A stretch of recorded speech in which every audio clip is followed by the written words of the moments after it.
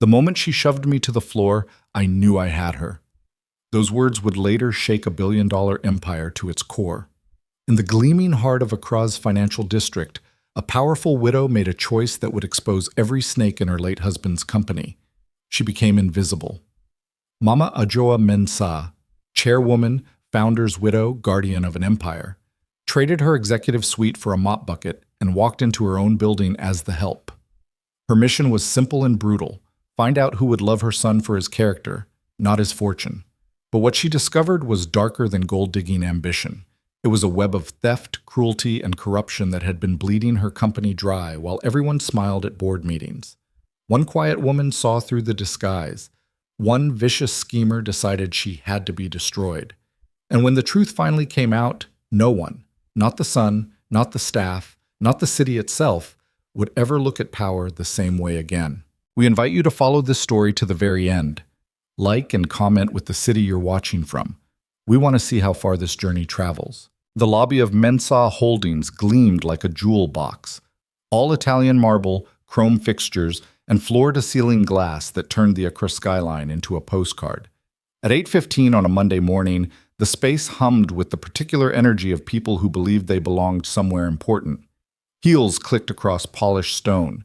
Designer handbags swung from manicured hands. Conversations floated in careful English, occasionally dipping into Twi when someone wanted to say something they hoped the expatriates wouldn't understand. Nobody noticed the old woman by the service entrance. She wore a faded cleaning uniform 2 sizes too large, her head wrapped in a simple cloth that had seen better decades. Her hands, rough, calloused, the knuckles swollen in a way that spoke of years and labor, gripped a mop handle like it was the only thing keeping her upright. She moved slowly, each step deliberate, as if the weight of the bucket she dragged behind her was almost too much to bear. "Ah, you are the new cleaner?" The security guard barely looked up from his phone. "Sign here. Use the back stairs. Don't bother the executives." The woman, who had given her name as simply Mama Ajoa, made an X on the clipboard with a trembling hand. The guard smirked. Illiterate, then. Perfect. She'd stay in her lane. If he had looked closer, if anyone had looked closer, they might have seen something strange in her eyes, a sharpness, a patience that felt less like resignation and more like a predator settling into a blind. But nobody looked closer. That was precisely what she was counting on. Mama Ajoa shuffled toward the service elevator, her shoulders hunched, her breathing labored. The doors closed on her worn reflection in the polished steel, and for just a moment, one brief, dangerous moment, her posture straightened, her eyes gleamed. Then the elevator lurched upward, and she slumped again into character. The 6th floor was executive territory. This was where the real work happened, where million-seedy deals were brokered over imported coffee, where the future of Ghana's largest private equity firm was shaped by men and women who had learned to weaponize charisma like a blade. The open-plan office sparkled with the aggressive aesthetics of new money: glass desks, ergonomic chairs that cost more than a teacher's monthly salary, and motivational posters about disruption and synergy that nobody actually read. Mama Ajoa pushed her cart into the main corridor at 8:45, just as the morning meetings were breaking up. "Excuse me." Her voice was soft, apologetic, the accent thick and rural. "Please, where I start." The woman who turned to look at her was everything Mama Ajoa was not. Cynthia Boateng stood 5'9" in heels that could have paid a semester of university tuition. Her skin was flawless, her makeup applied with the precision of someone who understood that beauty was currency and she intended to be wealthy. The navy dress she wore was European, the watch on her wrist was Swiss, and the expression on her face was pure, distilled contempt. "You start," Cynthia said slowly, as if speaking to a child or an animal, "by staying out of our way. Clean the bathrooms, empty the bins, touch nothing on the desks. And for God's sake, don't speak to anyone unless they speak to you first. Do you understand?" "Yes, madam. I understand." "Good." Cynthia turned back to her circle, 3 other women, all cut from the same expensive cloth. Can you imagine? They hire these villagers straight from the farm and expect them to know how to behave in a professional environment. The laughter that followed was sharp and bright, the kind of laughter that draws blood. Mama Ajoa bowed her head and pushed her cart toward the restrooms. Behind her, she heard one of Cynthia's friends, Abina, a marketing executive with a taste for drama, stage whisper, "Did you see her hands, like she's been digging cassava her whole life?" More laughter. Mama Ajoa kept walking. In her mind, she was making notes.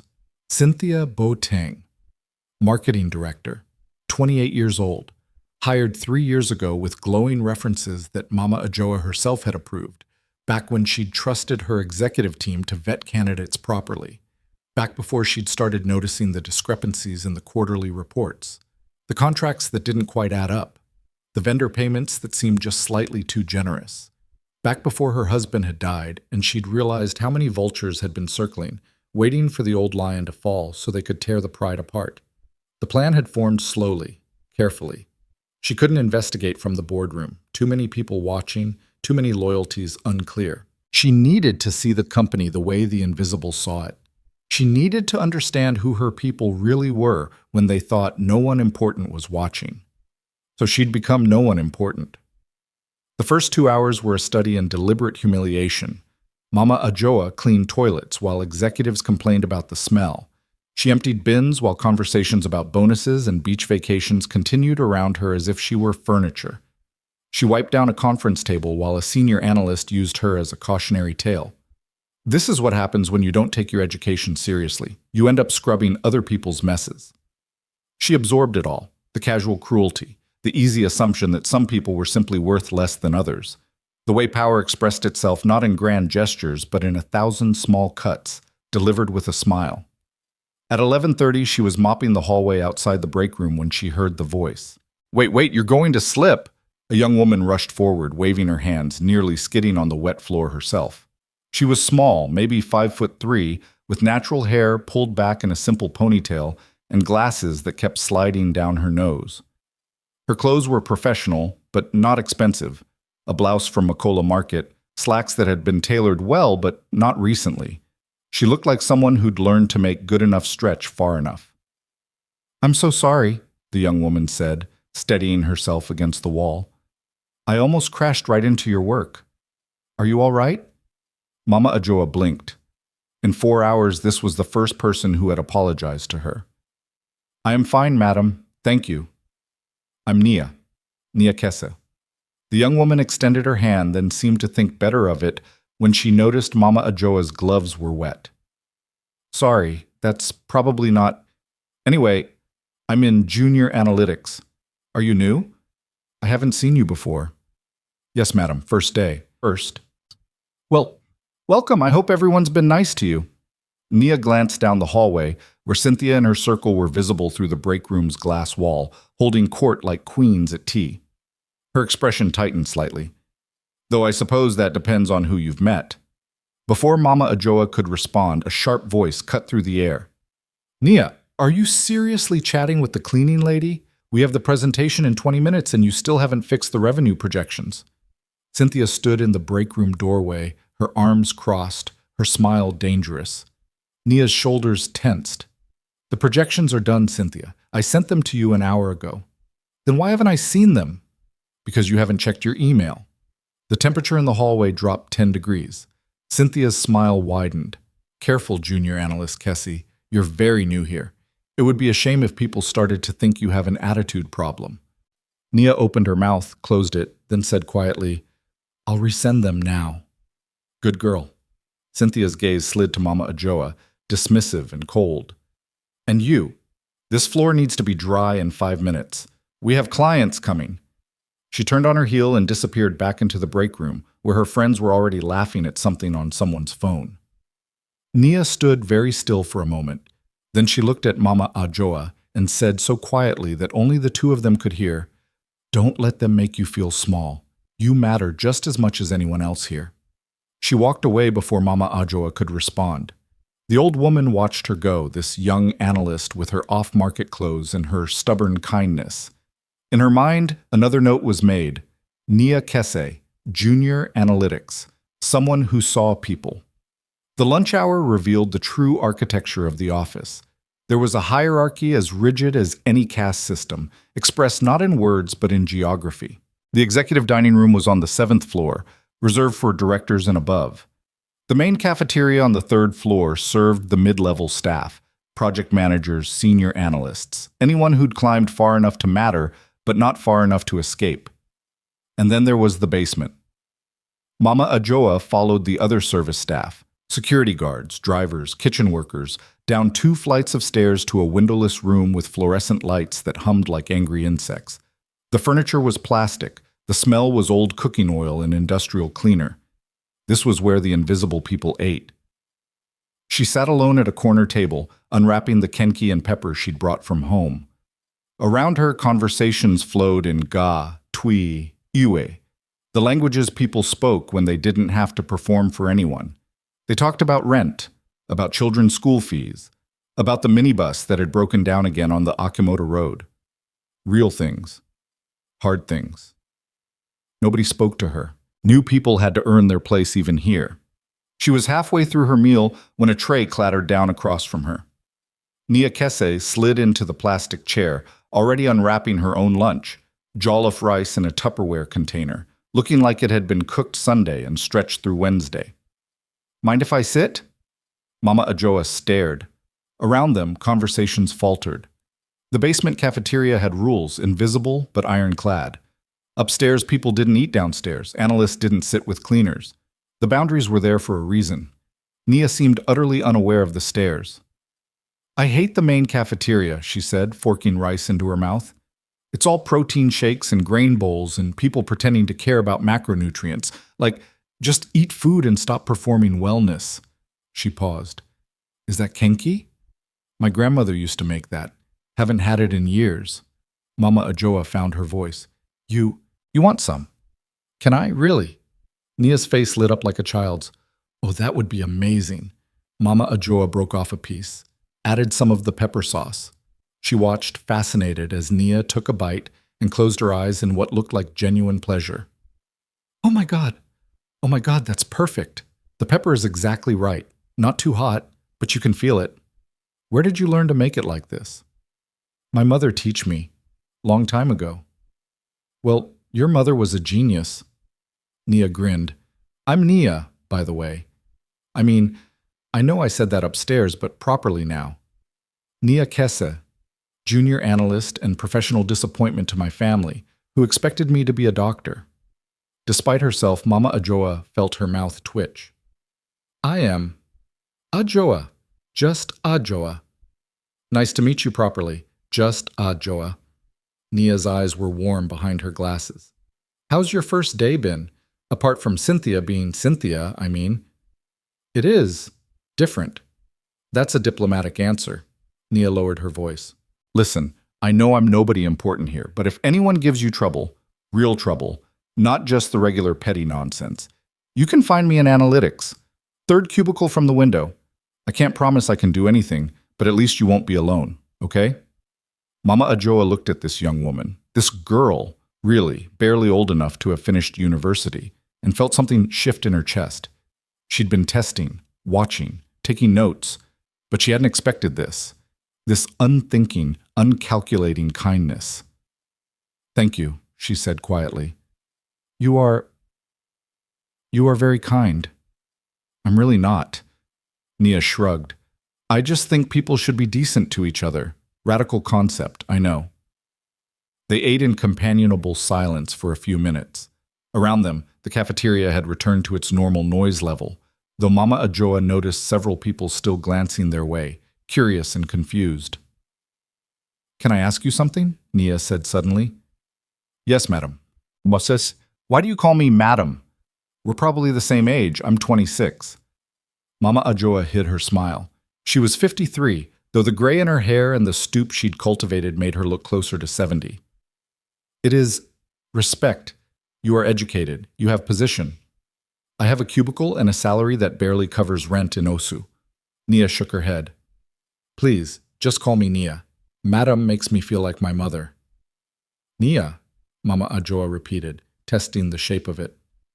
"Okay, I will try." The afternoon brought new revelations. Mama Ajoa mopped floors, emptied bins, and kept her eyes open. She watched Cynthia hold court in the break room, dispensing gossip like a dealer moving product. She watched the senior executives, men, mostly in their 40s and 50s, treat Cynthia with a deference that had nothing to do with her position and everything to do with the way she could make or break reputations with a well-placed whisper. She watched the way people clustered, the in-group and the out-group, the ones who mattered and the ones who didn't. And she watched Nia Kese work through lunch, through breaks, through the casual conversations that built alliances and secured futures. The girl kept her head down and her focus sharp. And when someone needed help with a spreadsheet or a data pull, Nia was there. No credit claimed, no favor demanded. At 4:30, Mama Ajwa was wiping down the glass walls of a conference room when she heard the crash. She turned.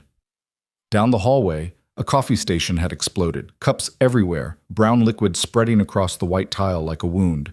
And standing in the middle of it, looking stricken, was a young intern whose name badge read Kwame. Oh no! Oh no, no, no! Kwame stared at the mess, his hands shaking. Mr. Ose is going to kill me. He wanted this ready for his 4:45 meeting. It's fine. Nia appeared from nowhere, already grabbing napkins from a nearby desk. We'll clean it up. Just brew another pot. But the floor, I said we'll handle it. Cynthia emerged from her office like a shark scenting blood.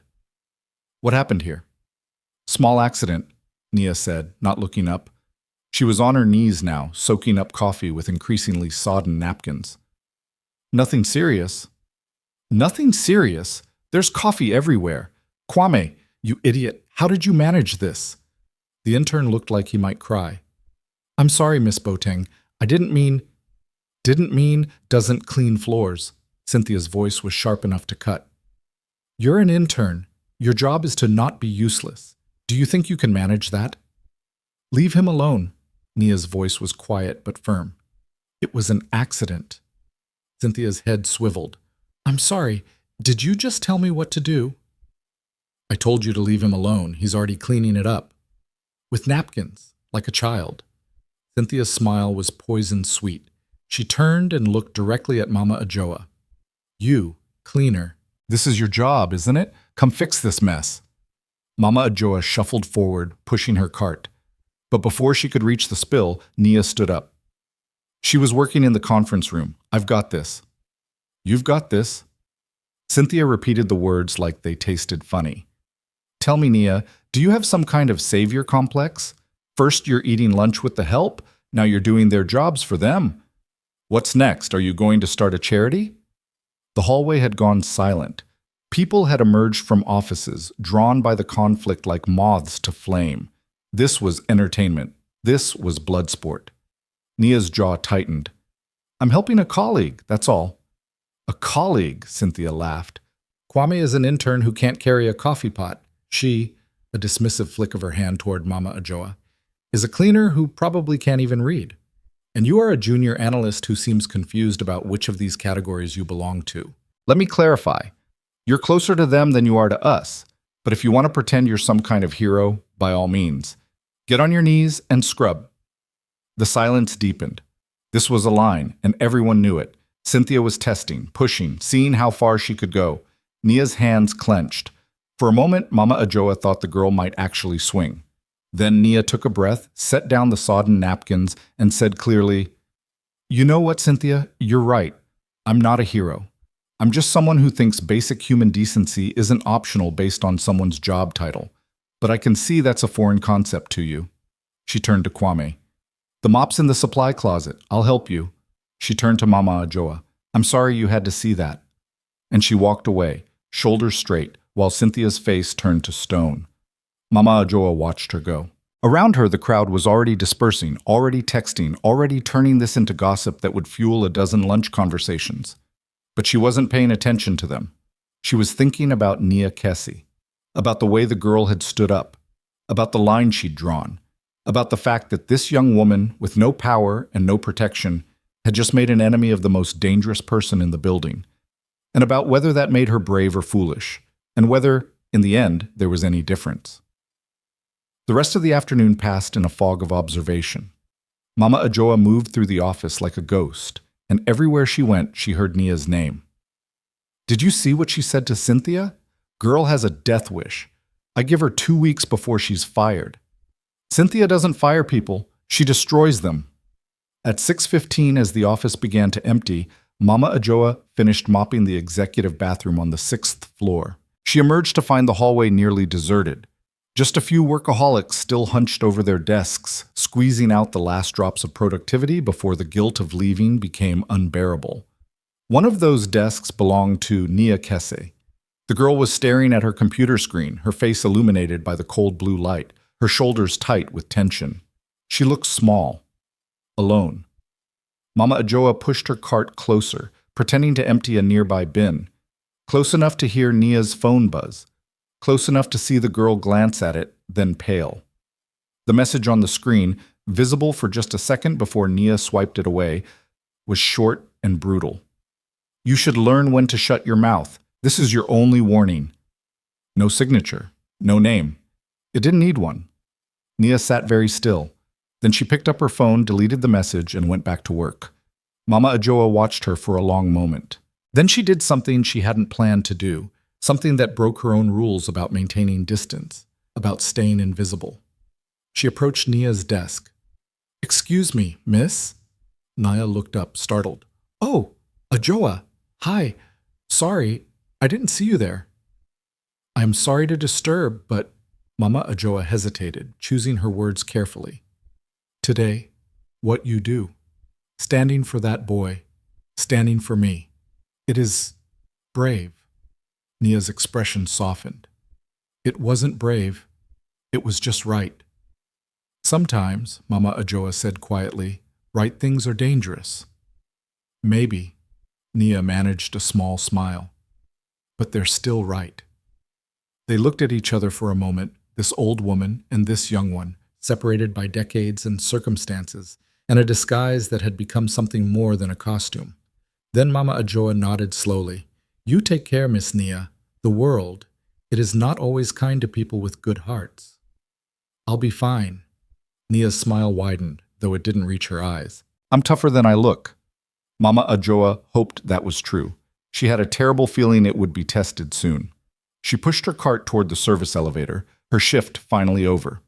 Behind her, Nia's keyboard clicked steadily, the sound of someone working late, working hard, trying to prove her worth to people who had already decided she had none. The elevator doors closed. Mama Ajoa straightened slowly, her hand going to the small of her back where the stoop had been hurting all day. She looked at her reflection in the polished steel, a tired old woman in a cleaner's uniform, invisible and dismissed. She smiled. Day 1 was complete. The board was set. The players were revealing themselves. And tomorrow, she would come back and watch what happened when a girl with a good heart stood in the path of a woman with no conscience. The lobby was nearly empty when she shuffled out through the service entrance. The night security guard, a different one from the morning, barely glanced at her. She was furniture, background. Nothing worth remembering. She walked 3 blocks to where her driver waited in an unmarked sedan, well away from the building's security cameras. The moment the car door closed, her phone, the real one, the encrypted one, was in her hand. "How was it, Mama?" Joseph, her driver for 20 years, met her eyes in the rearview mirror. "Illuminating." She scrolled through the mental notes she'd been compiling all day. "Call my lawyer. I need a full audit of the marketing department's vendor contracts for the last 3 years. And I need background checks, deep ones, on Cynthia Boateng and her entire circle." "Should I call Kofi? Let him know you're starting the investigation?" "No." Mama Ajoa's voice was firm. "My son stays in Nairobi exactly as planned. He doesn't come back until I'm ready, until I understand what we're dealing with." "And the girl? Nia Kese?"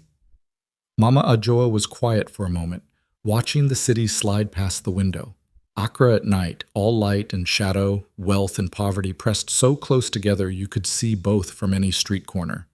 "Run a background on her too, but carefully. I want to know who she is, where she comes from, what makes her willing to stand up when everyone else sits down." "You think she could be part of it? Working with Cynthia?" "No." Mama Ajoa said it with certainty. "But I need to be sure, and I need to understand what she's walking into, because Cynthia Boateng doesn't forgive, and Nia Kessie just humiliated her in front of the entire floor. Joseph nodded slowly. You think there'll be retaliation? I know there will be. The only question is when and how bad. Mama Ajoa closed her eyes, suddenly exhausted. The performance had taken more out of her than she'd expected. Playing weak, playing small. Playing invisible when every instinct screamed to stand tall and remind them exactly who built the empire they were plundering. But she couldn't. Not yet. She needed to see the whole picture, needed to understand who was stealing from her, how deep the corruption ran, and most importantly, who in her company still had a soul. So far, she'd found one. A junior analyst with bargain store clothes and a backbone made of steel. The question was whether Nia Kessie would survive long enough for that to matter. Home, Mama? Home. And Joseph?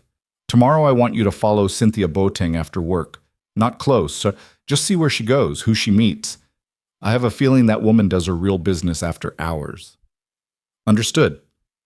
The car pulled into the driveway of the Mensah estate in East Legon, one of Accra's most exclusive neighborhoods, where the homes were fortresses and the lawns were green even in the dry season.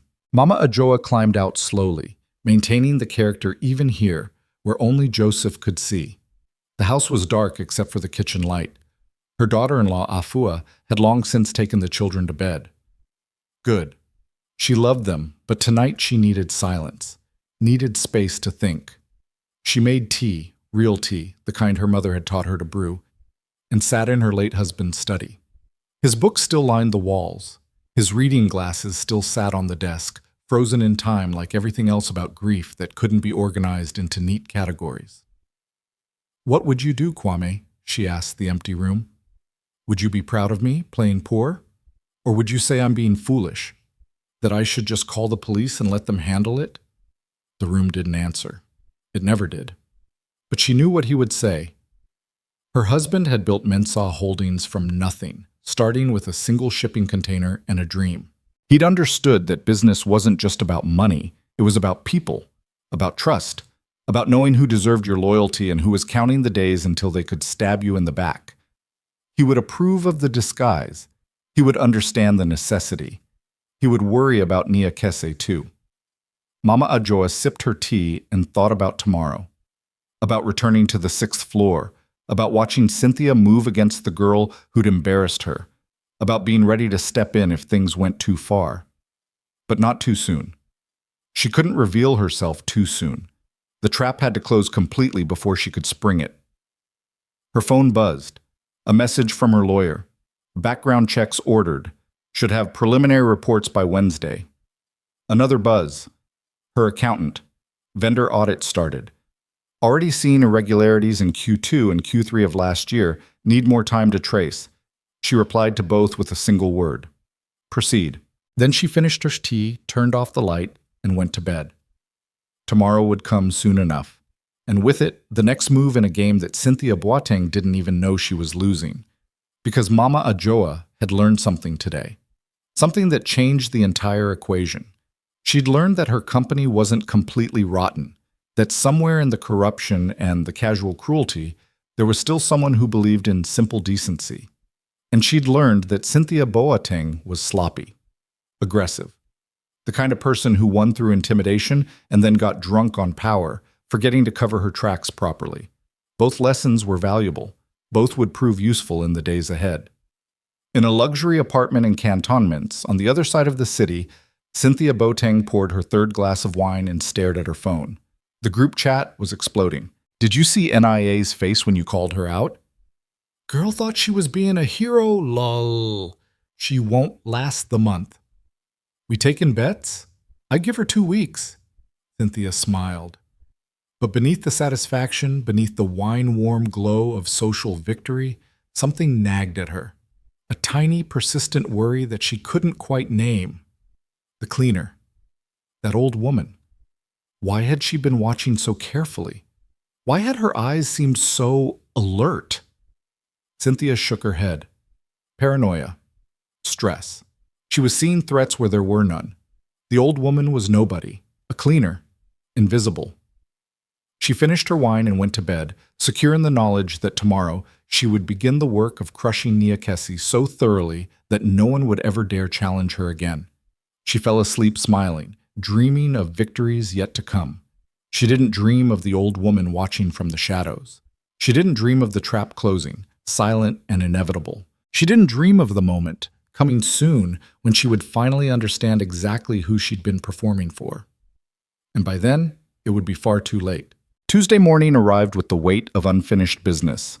Mama Ajoa shuffled through the service entrance at 7:50, 10 minutes earlier than required, and found the security guard from yesterday scrolling through football scores on his phone. "Morning," she mumbled, making her X on the clipboard. He grunted without looking up. She was already forgotten. The sixth floor was still quiet when she emerged from the elevator. Just the hum of computers left running overnight and the distant gurgle of the coffee maker someone had started early. Mama Ajoa pushed her cart toward the break room, moving slowly, her eyes cataloging everything. The stack of files on Cynthia's desk, visible through the glass office wall. The login screen still glowing on someone's abandoned computer. The photograph tucked into Nia's cubicle divider. An older woman with kind eyes, probably her mother. Details. Everything was details. She was wiping down the coffee station when the elevator chimed and voices spilled into the hallway. Cynthia and her circle, arriving together like a small army. They wore their coordination like armor, designer dresses in complementary colors, heels that announced their presence with every step, laughter that filled space and claimed territory. "I'm just saying," Abena was mid-sentence, her voice carrying. "If you can't handle basic workplace hierarchy, maybe you should go back to selling oranges on the roadside." More laughter, sharp and bright and cruel. They swept past Mama Ajoa without acknowledgement, a wave of expensive perfume and casual contempt. She kept her head down, kept wiping, kept listening. "Speaking of which," Cynthia said, lowering her voice just enough to create intimacy, "I had an interesting chat with HR yesterday. Asked them to pull Nia's file. Just routine due diligence, you understand." "And?" one of the others asked eagerly. "Let's just say her performance reviews are adequate. Barely. Nothing that would make her irreplaceable if circumstances changed." Cynthia's smile was audible. "I'm simply ensuring we have all the information we need to make informed decisions about team composition." Translation: You're building a case. I prefer to think of it as documentation, professional risk management. They disappeared into Cynthia's office and the door clicked shut. Through the glass wall, Mama Ajoa could see them settling in, coffee cups raised, phones out, the comfortable posture of people who believe the world belonged to them. She finished the coffee station and moved to the bathrooms, but her mind was already racing. HR files, performance reviews.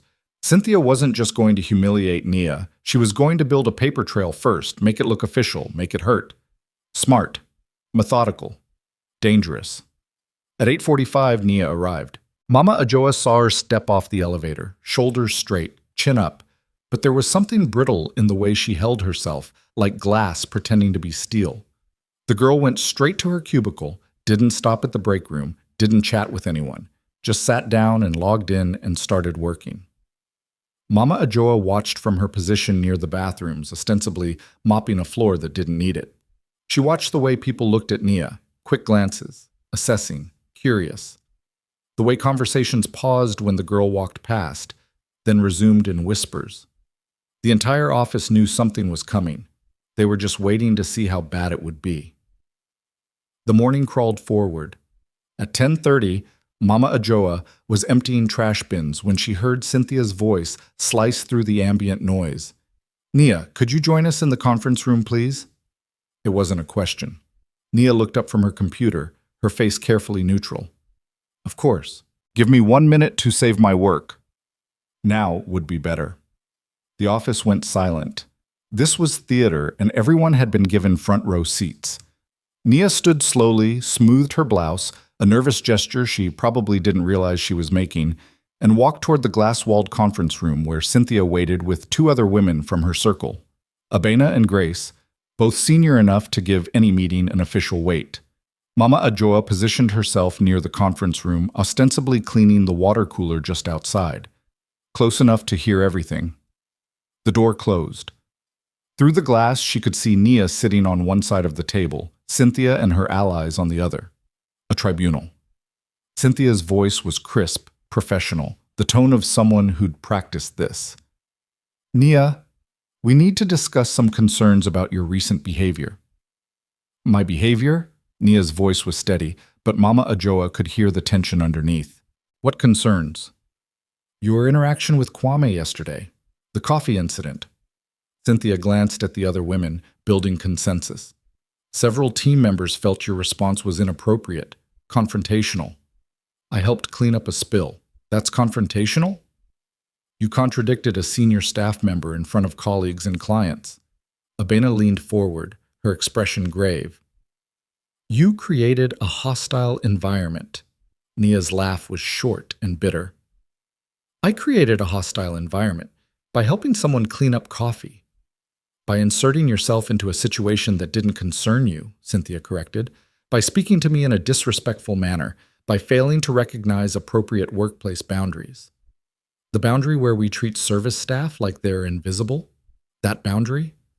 Grace shook her head slowly, like a disappointed teacher. You see, this is exactly what we're talking about, this attitude, this inability to accept feedback without becoming defensive. I'm not being defensive, I'm asking what I actually did wrong. You embarrassed a colleague, Cynthia said flatly. You demonstrated poor judgment, and you showed a fundamental misunderstanding of professional hierarchy that concerns us. We're trying to help you, Nia. We're trying to give you an opportunity to correct course before this becomes a formal issue. The words were careful, calculated. This wasn't spontaneous, this was scripted. Nia sat very still. Outside the glass wall, Mama Ajoa could see other employees pretending not to watch while watching everything. This was a show trial, and the verdict had been decided before the first word was spoken. I understand, Nia said finally, her voice flat. Is there anything else? We'd like you to apologize, Abena said, to Cynthia, for your behavior yesterday. The silence stretched. Mama Ajoa watched Nia's hands clench on the table. You want me to apologize for helping someone. We want you to apologize for disrespecting a colleague and creating an uncomfortable work environment. Cynthia's smile was gentle, understanding, poisonous. It's not that complicated, Nia. Unless pride is more important to you than your career. Another beat, another moment of silence so thick it was almost visible. Then Nia stood. I'm sorry you feel I was disrespectful, but I won't apologize for treating people with basic decency. If that's a problem for you, we can escalate this to actual HR, with witnesses and documentation, and see what they have to say about workplace bullying. Cynthia's smile froze. Excuse me? You heard me. This isn't feedback, this is retaliation. And if you want to make it official, let's make it official. She walked out of the conference room, her footsteps sharp and deliberate. The office watched her return to her cubicle, sit down, and immediately start typing, probably an email to HR, documenting everything while it was fresh. Inside the conference room, Cynthia's face had gone hard as stone. Mama Ajoa moved away from the water cooler, her heart pounding. That foolish, brave, stubborn girl. She'd just thrown gasoline on a fire. The rest of the morning was electric with tension. Cynthia disappeared into her office and stayed there, door closed, blinds drawn. Nia worked steadily, her face a mask of concentration, but Mama Ajoa could see the way her hands trembled slightly when she reached for her coffee. At noon, Mama Ajoa went down to the basement cafeteria as usual. She sat in her corner, unwrapped her kenki, and waited. Nia didn't come. 20 minutes passed. 30. The cafeteria filled and emptied with the usual lunch rush, but the girl never appeared. Mama Ajoa felt something cold settle in her chest. Either Nia was working through lunch, proving her dedication, her worth, or she was avoiding the basement because she didn't want to drag Mama Ajoa into her war. Either way, it was isolation. It was exactly what Cynthia wanted. Mama Ajoa rewrapped her food and went back upstairs earlier than usual. She found Nia at her desk, eating jollof rice from yesterday's Tupperware with mechanical efficiency, her eyes never leaving her computer screen. The old woman approached slowly, pushing her cart. Miss Nia? Nia looked up, startled, then smiled, but it was a fragile thing, held together with effort. Ajoa. Hi. Sorry I missed lunch, just swamped with work. You are okay? I'm fine. Totally fine. The girl's voice was bright and brittle. Just a busy day. You know how it is. Mama Ajoa wanted to say something more, wanted to warn her that busy days could turn dangerous when the wrong people noticed you were vulnerable. But she couldn't. Not without breaking character, not without revealing too much. So instead she said quietly, You remember what I say yesterday about right things being dangerous? I remember. Be careful, Miss Nia, please. Nia's smile softened into something more genuine. I will. And thank you for checking on me. That means more than you know. Mama Ajoa nodded and moved away, but the worry stayed with her. The girl was isolated now, target drawn. And Cynthia was the kind of predator who worked best when her prey was alone. The afternoon brought the first real blow. At 3:15, an email went out to the entire analytics department. Mama Ajoa couldn't read it, of course. Cleaners didn't have computer access. But she could see the reactions.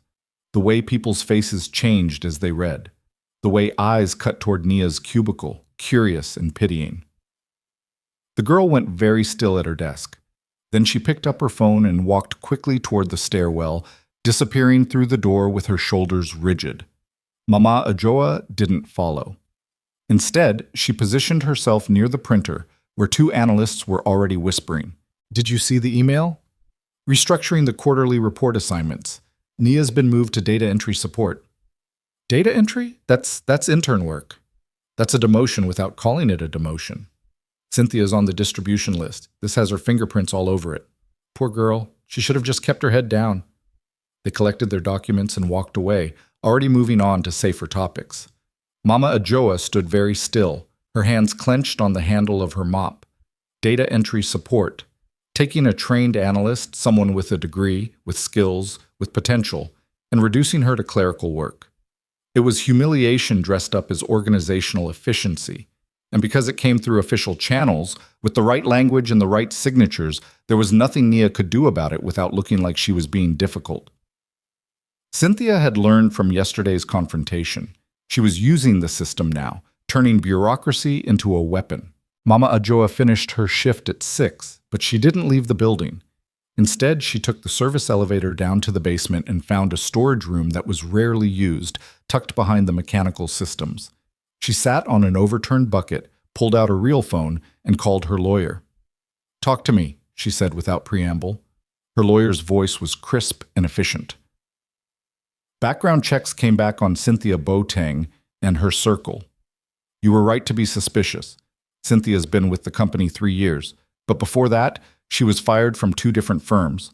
Both times there were allegations of financial irregularities, but nothing was ever proven. She's smart, uses shell companies, indirect payments, layers of separation. And the vendor audits? That's where it gets interesting. We're finding a pattern. Fake consulting contracts, inflated service agreements, payments to companies that don't actually provide services. The money flows out, gets laundered through several accounts, then comes back to personal accounts belonging to Cynthia and at least 3 other employees in her department. Mama Ajoa closed her eyes. How much? Conservatively? 2 million cedis over 3 years, maybe more. We're still tracing. 2 million cedis, nearly $300,000. Stolen slowly, carefully, hidden in the noise of legitimate business expenses. And Nia Kese? Did you run her background? Clean, completely clean. University of Ghana, graduated top of her class in economics and statistics. Mother's a retired teacher in Kumasi. Father died when she was 12. No debt, no criminal record, no connections to Cynthia or anyone else in that group. She's exactly what she appears to be, a smart kid trying to make it in a system that doesn't want her to succeed. How confident are you in all this? Confident enough to take to the police. But Mama, if you want prosecutions that stick, you need more than financial records. You need witnesses. You need someone inside who can testify to how the scheme works. I'm working on it, Mama Ajoa said. Keep digging. I want everything. Bank statements, communications, meeting records. Build me a case that's absolutely bulletproof. She ended the call and sat in the dark storage room for a long moment. 2 million cedis. Her husband's company, the legacy he'd built with his own hands, had been bleeding money for 3 years while vultures picked at the carcass. And Nia Kessie, the one person who'd shown any decency, any integrity, was being slowly destroyed for daring to be kind. Mama Ajoa stood, straightened her cleaner's uniform, and made her way back to the service entrance. Joseph was waiting in the usual spot. "How bad?" he asked as she climbed into the car. "Bad enough to prosecute. Not bad enough to convict without more evidence." She rubbed her temples. "They're going after the girl, Nia. They're trying to break her." "Why? What does she have to do with the theft?" "Nothing. That's the problem. She's not part of their network, which means she's a liability. If she looks too closely at the numbers, if she asks the wrong questions..." Mama Ajoa shook her head. "They need her gone. And Cynthia's making it personal now." "What do you want to do?" "Tomorrow, I need you to arrange something. I want to invite Nia to dinner, somewhere neutral, not too fancy, nothing that would make her suspicious. Tell her..." Mama Ajoa thought for a moment. "Tell her I'm worried about her, that I want to make sure she's okay. Frame it as a grandmother concerned about a young person far from home." Joseph glanced at her in the rearview mirror. "You're going deeper into character." "I'm getting information. There's a difference." "Is there? Because it sounds like you're getting attached." Mama Ajoa didn't answer immediately. She watched the city slide past, the evening traffic, the street vendors packing up their wares, the endless motion of people trying to survive another day. "Maybe I am," she admitted finally. "Maybe seeing someone with actual integrity makes me want to protect it. Is that so wrong?" "Not wrong. Just dangerous. For both of you. Everything about this is dangerous. That's why we're doing it." They drove in silence for a while. Then Joseph said quietly, "There's something else you should know. I followed Cynthia last night, like you asked." "And?" "She went to Osu. Met with a man at a restaurant. Looked like business. Lots of documents on the table. I got photos on the long lens. Want me to send them to your lawyer for identification?" "Do it. And keep following her. I want to know everyone she meets, everyone she talks to, every place she goes. If she's stealing this much money, she's not working alone. There's a network." "Understood." The car pulled into the East Legon estate. Mama Ajoa climbed out, her body protesting the day's performance. Playing old was harder than being old, she'd discovered. The stoop hurt her back. The shuffle made her knees ache. The constant vigilance was exhausting, but she'd committed to this path, and she would see it through. Inside, she found her daughter-in-law in the kitchen, preparing dinner. Afua looked up with a smile that faded when she saw Mama Ajoa's face. "Bad day?" "Complicated day." Mama Ajoa sank into a chair. "How are the children?" "Good, asking when their father's coming home from Nairobi. I keep telling them soon, but..." Afua's smile was strained. "I don't like lying to them, Mama. And I don't like that Kofi doesn't know what you're doing. He'll know when it's time. And if something happens to you before then, if this scheme you're running goes wrong, it won't." "You can't promise that." Afua sat down across from her. "You're playing a dangerous game with dangerous people. At least tell Kofi what's happening. Let him help." Mama Ajoa shook her head. "My son is many things, but subtle isn't one of them. If he comes back now, if he starts investigating, Cynthia and her people will scatter like cockroaches when the light comes on. I need them comfortable, confident. I need them to make mistakes. And this girl, Nia, what happens to her while you're waiting for mistakes?" That was the question that had been haunting Mama Ajoa all day. What happened to Nia Kessie while the trap slowly closed? How much damage would the girl sustain before justice finally arrived? "I'm going to try to protect her," she said finally, "as much as I can without revealing myself." "And if you can't protect her enough?" Mama Ajoa didn't have an answer for that. She ate dinner with her family, played with her grandchildren, helped them with homework. Normal things, ordinary things. The kind of domestic peace her husband had always cherished after long days building his empire. But her mind was elsewhere, in a glass-walled office where a young woman was learning that integrity had a price, in a storage room where evidence was piling up, transaction by transaction, in a future that was racing toward them all, whether they were ready or not. At 10:30, her phone buzzed, a message from Joseph. Got the ID on the man from the restaurant. His name is Frank Mensah. No relation to your family, different clan. He's a procurement officer at Ghana Ports and Harbors. Interesting connection for a marketing director to have. Mama Ajua stared at the message. Ports and harbors, government contracts, import-export documentation. The pieces were starting to fit together. Cynthia wasn't just stealing from Mensah Holdings. She was using the company's reputation and connections to facilitate something bigger. Smuggling, maybe. Customs fraud.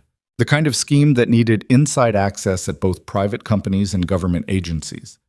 She forwarded the information to her lawyer with a single instruction: dig deeper, find the connection. Then she went to bed, but sleep was elusive. Every time she closed her eyes, she saw Naya's face in that conference room. The way the girl had stood up, chin raised, refusing to bow. It reminded Mama Ajoa of herself at that age. Fierce, certain, convinced that righteousness was its own armor. Her husband had loved that about her. He'd also spent 20 years teaching her that righteousness without strategy was just martyrdom with better publicity. She hoped Nia would learn that lesson faster than she had, and with less blood on the floor.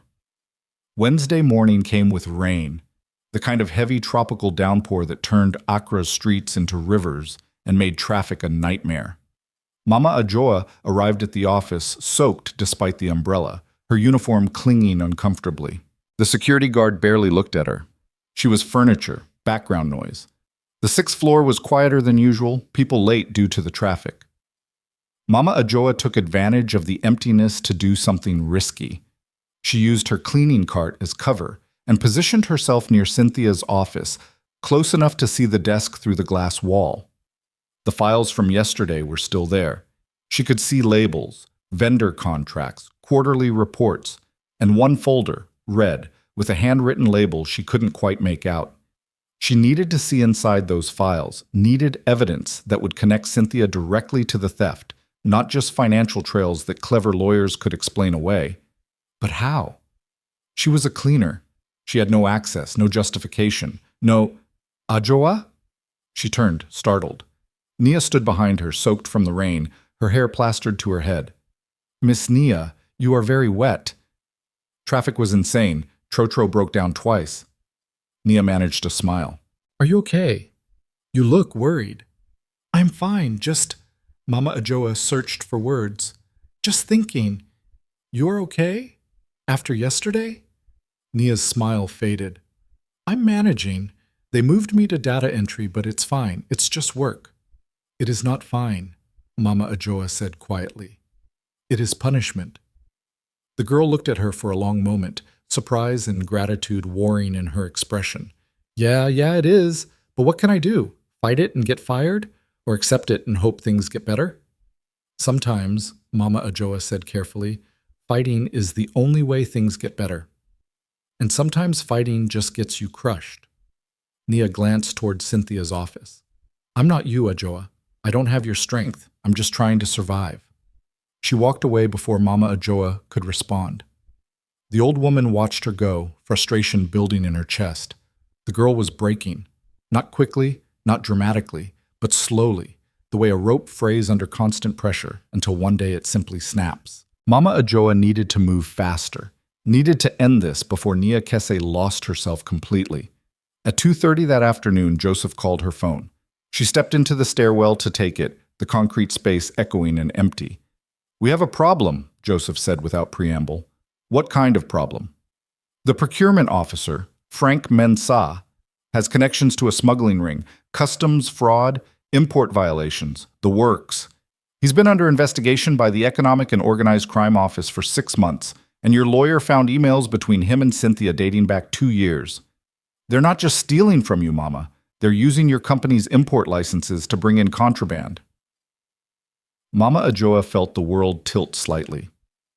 What kind of contraband? Electronics, mostly. High-end stuff that bypasses proper import duties. But there's evidence they might be expanding into other areas. Your company's reputation gives them cover. Nobody questions Mensah Holdings' shipping manifests. How much are we talking about?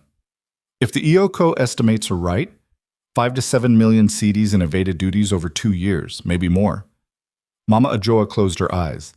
This wasn't just internal theft anymore. This was organized crime. This was the kind of thing that could destroy the company's reputation completely if it became public. We need to move fast, she said. How soon can your contact at EOCO meet with me? He can do Friday, but Mama, you need to be careful. If Cynthia realizes you're investigating, if she figures out who you really are, she won't. You can't guarantee that. No. But I can guarantee that if we don't stop this now, there won't be a company left to save. Mama Ajoa took a breath. Set up the meeting. And Joseph, tomorrow night I'm having dinner with Nia Kese. I need you to make it look natural, like I ran into her accidentally. Can you do that? What are you planning? I'm planning to give that girl some information without telling her where it came from. Plant a seed. See if she's brave enough to water it. That's dangerous for both of you. Everything about this is dangerous. That's why we're doing it. She ended the call and returned to the 6th floor. The rain had stopped, and weak sunlight was breaking through the clouds, turning the wet city into something almost beautiful. Cynthia was at her desk, on the phone, her expression animated. Through the glass, Mama Ajoa could see her gesturing, smiling, performing for whoever was on the other end. And across the office, in her small cubicle, Nia Kese was entering data with mechanical precision, her eyes empty, her spirit slowly dimming. Mama Ajoa gripped her mop handle and made a decision. Tomorrow night, the game would change. She would give Nia a weapon, information, and see if the girl was strong enough to use it. And if she was, if she had the courage to fight back, then maybe, just maybe, they could save each other before Cynthia's trap closed completely. But first, she had to get through one more day of being invisible while the woman she was meant to protect slowly broke apart. The rest of Wednesday crawled by with the particular agony of waiting for something inevitable. Mama Ajoa moved through her duties with practiced efficiency, but her mind was already racing ahead to tomorrow night's dinner. She needed to be careful. Too much information would raise questions. Too little would be useless. The balance had to be perfect. At 4:15, she was wiping down the break room counter when she heard the sound that had become familiar over the past 3 days. Cynthia's voice, sharp and carrying, designed to be overheard. Nia, I need those data entry reports by end of day. All of them. No excuses. Mama Ajoa glanced through the break room doorway. Nia stood beside her cubicle, her face carefully blank. That's 200 entries. The usual timeline is end of day means end of day. Unless you're telling me you can't handle basic clerical work. Cynthia's smile was surgical. I'd hate to think we overestimated your capabilities. The office had gone quiet again, that particular hush that meant everyone was listening while pretending not to. Nia's hands clenched at her sides, then deliberately relaxed. I'll have them ready, she said evenly. Good girl. Cynthia turned away, already dismissing her, already moving on to her next performance. Mama Ajoa watched Nia return to her desk and immediately start typing, her fingers moving with desperate speed. 200 entries by end of day. It was possible, technically, but it would require working through dinner, probably past 7 or 8. It was designed to exhaust, to demonstrate power, to remind Nia exactly where she stood in the hierarchy. The old woman finished the break room and pushed her cart toward Nia's cubicle. She made a show of emptying the small trash bin beside the desk, moving slowly, giving herself time to see the screen. Numbers filled it. Invoice data, payment records, vendor information. Simple work that was somehow soul-crushing in its monotony. Miss Nia, she said quietly, you need help? Nia looked up, startled, then managed a weak smile. That's sweet of you, Ajoa, but unless you can magically make computers work faster, I'm afraid I'm on my own. You will work late tonight? Looks like it. Story of my life these days. Nia rubbed her eyes behind her glasses. I'm sorry. I don't mean to complain. You work hard too, probably harder than any of us. Hard work is okay when people treat you with respect. When they don't, Mama Ajoa let the sentence hang. Yeah, Nia's voice was tired. Yeah, that's the problem, isn't it? Mama Ajoa wanted to say more, wanted to tell this exhausted girl that help was coming, that justice was being built transaction by transaction in lawyers' offices across the city. But she couldn't. Not yet. So instead, she just squeezed Nia's shoulder gently, a grandmother's gesture, and moved on. Behind her, she heard Nia's typing resume, each keystroke a small act of defiance against people who wanted her broken. That evening, Mama Ajoa sat in her husband's study and reviewed the plan with Joseph. He'd made a reservation at a small restaurant in Osu. Nothing fancy, the kind of place where working people ate after long days. He'd arranged for his cousin to accidentally run into Nia as she left the office late, mentioned that he was meeting his grandmother for dinner, and suggest she join them since she looked like she could use a good meal. "You're sure she'll come?" Afua asked from the doorway. She'd been listening, her expression troubled. "She's isolated, exhausted, and probably hasn't eaten properly in days. Someone offering kindness?" Mama Ajoa nodded. "She'll come." "And then what? You tell her you're really the company chairwoman and you've been spying on everyone?" "No. I tell her exactly what she needs to hear to start asking the right questions." Mama Ajoa pulled out a folder, photocopies of some of the vendor contracts her lawyer had flagged. "These documents will be in my purse, accidentally visible. If she's as smart as I think she is, she'll notice the irregularities." "You're giving her ammunition without telling her it's ammunition." Afua shook her head. "That's either brilliant or cruel. I can't decide which." "It's necessary. If I tell her directly, she'll ask how I know. If she discovers it herself, she'll feel empowered. She'll act." Mama Ajoa looked at her daughter-in-law. "I need her to act, Afua. I need someone inside who can testify, who can connect the dots in ways I can't without revealing myself. And if it puts her in more danger, then I'll step in. I won't let her get truly hurt, but she needs to be the one to find the evidence. That's the only way this works." Afua was quiet for a moment, then said softly, "You like her, this girl. You see yourself in her." It wasn't a question, and Mama Ajoa didn't pretend it was. "Maybe I do. Maybe that's why I'm willing to take this risk. Or maybe I'm just tired of watching good people get destroyed while bad people prosper." She closed the folder. "Either way, tomorrow night we move forward." Thursday arrived with clear skies and the oppressive heat that came before the evening rains. Mama Ajoa shuffled into the office at her usual time, signed her usual X, and rode the service elevator up to the 6th floor. But today felt different. Today felt like the moment before a storm, when the air pressure changed and everything waited. The morning passed without incident. Cynthia was in meetings most of the time, her office door closed. Her circle clustered inside, discussing something that required serious faces and lots of note-taking. Nia worked steadily at her cubicle, moving through data entry with grim determination. The girl had stayed until nearly 9 the previous night. Mama Ajoa had learned from the night security guard. She'd completed all 200 entries. She hadn't complained. She'd simply done what was demanded and gone home in the dark. At 11:30, Mama Ajoa was mopping near the elevator bank when she heard 2 junior analysts talking in low voices. "Did you hear about the audit?" "What audit?" "Finance department. They're doing a surprise vendor audit, checking all the contracts from the last quarter. Linda in accounting said they brought in external auditors." "That's weird. We just had our annual audit 3 months ago." "Right? Someone upstairs must be worried about something." They stepped onto the elevator, still talking, leaving Mama Ajoa standing in the hallway with her heart pounding. An audit. Her lawyer must have pushed it through, used connections at the board level to mandate it without Cynthia's knowledge. It was risky. If Cynthia found out too soon, she might destroy evidence, might run. But it also meant time was running short. They needed to move fast.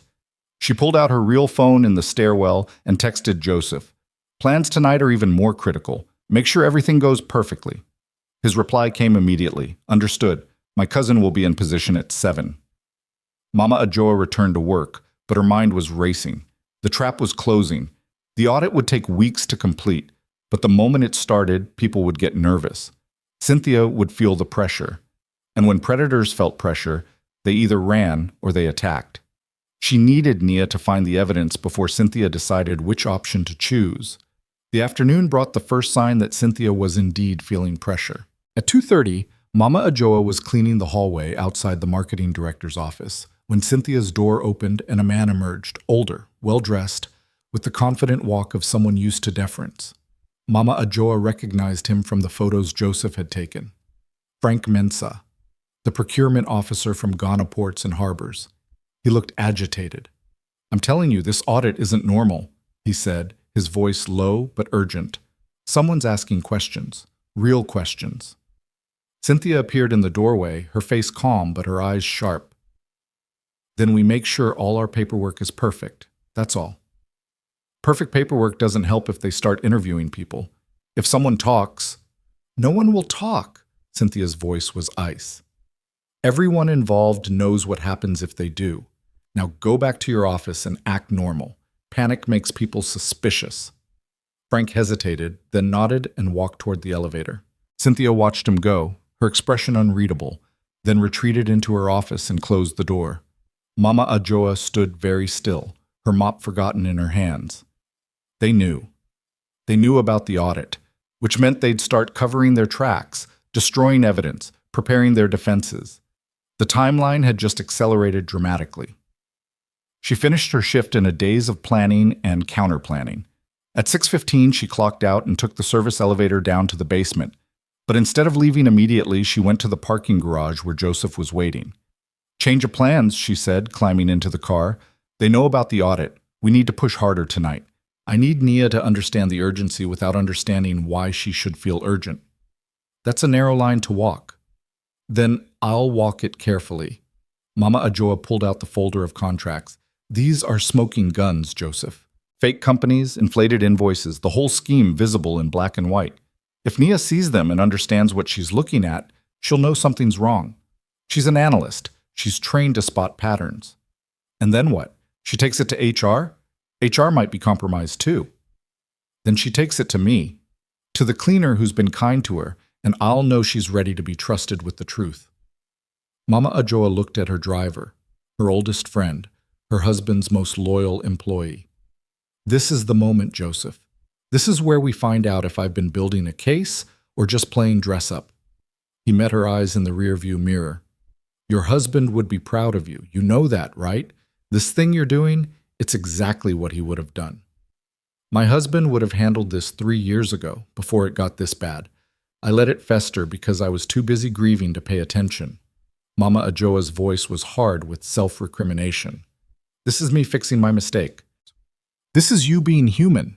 Loss makes us blind to everything else. That's not weakness. That's love." She didn't respond, couldn't respond, because the truth was too complicated and they were running out of time.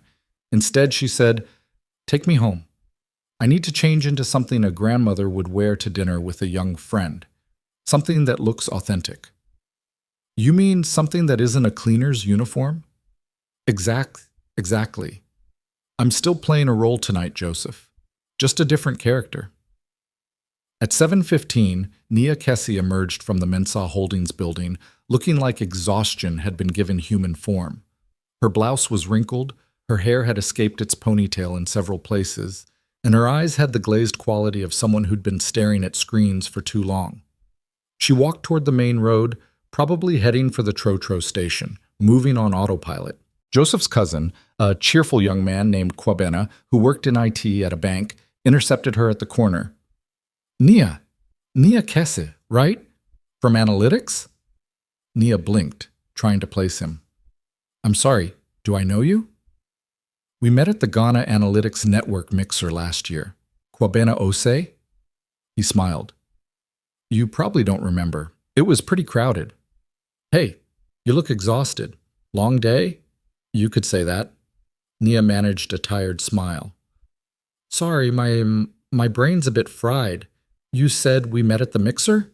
"Yeah, you were presenting that amazing paper on predictive modeling for small business loans. Brilliant stuff."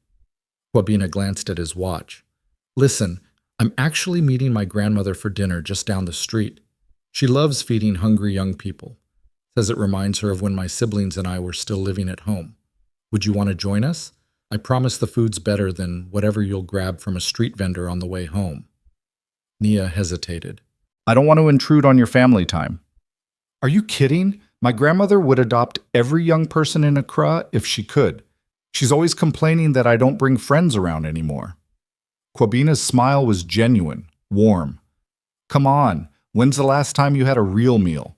Not office cafeteria food or Ken Key eaten at your desk, but actual home-style cooking? Nia's resistance crumbled. Okay, you're right, that sounds amazing. But just for an hour, I have work to finish tonight. Perfect. The restaurant's just around the corner. Come on. He led her down 2 blocks to a small establishment tucked between a pharmacy and a fabric store.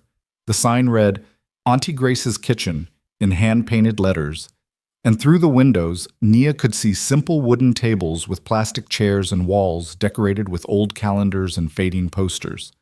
It was the kind of place that prioritized substance over style, where the food was what kept people coming back. Inside, at a corner table, sat an older woman in a simple dress with a colorful head wrap. She looked up as they entered, and her face broke into a warm smile. "Grandma," Kwabena called, "I brought a friend. I hope that's okay." Mama Ajoa stood, moving with the slight stiffness of age, and opened her arms. "Of course it's okay. Any friend of my grandson is welcome. Come sit down." Nia approached hesitantly, clearly still processing the coincidence. "Thank you so much for having me, Ma. I'm Nia." "Call me Mama Ajoa, dear. Everyone does." The old woman gestured to a chair. "You look hungry and tired. Kwabena, why didn't you tell me your friends were starving? I would have ordered more food." "I ordered plenty, Grandma. You always say I don't order enough." They settled around the table, and within minutes a server appeared with bowls of groundnut soup, fufu, grilled tilapia, and jollof rice, the kind of spread that spoke of home and comfort and the uncomplicated joy of good food shared with good company. Nia stared at the table. This is too much." "Nonsense," Mama Ajoa ladled soup into a bowl and pushed it toward her. "You're young. You work hard. You need to eat. Now tell me, how do you know my grandson?" As Kwabena spun a story about the analytics mixer and their professional connection, Mama Ajoa studied Nia carefully. The girl was thinner than she'd been on Monday, the stress already carving hollows in her cheeks. Her hands trembled slightly as she lifted the spoon, and her eyes, there was something defeated in them that made Mama Ajoa's chest ache. They ate for a while in comfortable conversation. Kwabena carried most of it, chatting about his work at the bank, about his family, about the endless traffic and the coming rainy season. Easy topics, safe topics, the kind of conversation that let Nia relax incrementally, her shoulders loosening, her smile becoming more genuine. Then Mama Ajoa said casually, "Kwabena tells me you work at Mensa Holdings. That's a prestigious company. You must be very talented." Nia's smile flickered. "I don't know about talented, but I work there, yes." "In analytics," he said? "That must be interesting work. Always dealing with numbers and patterns."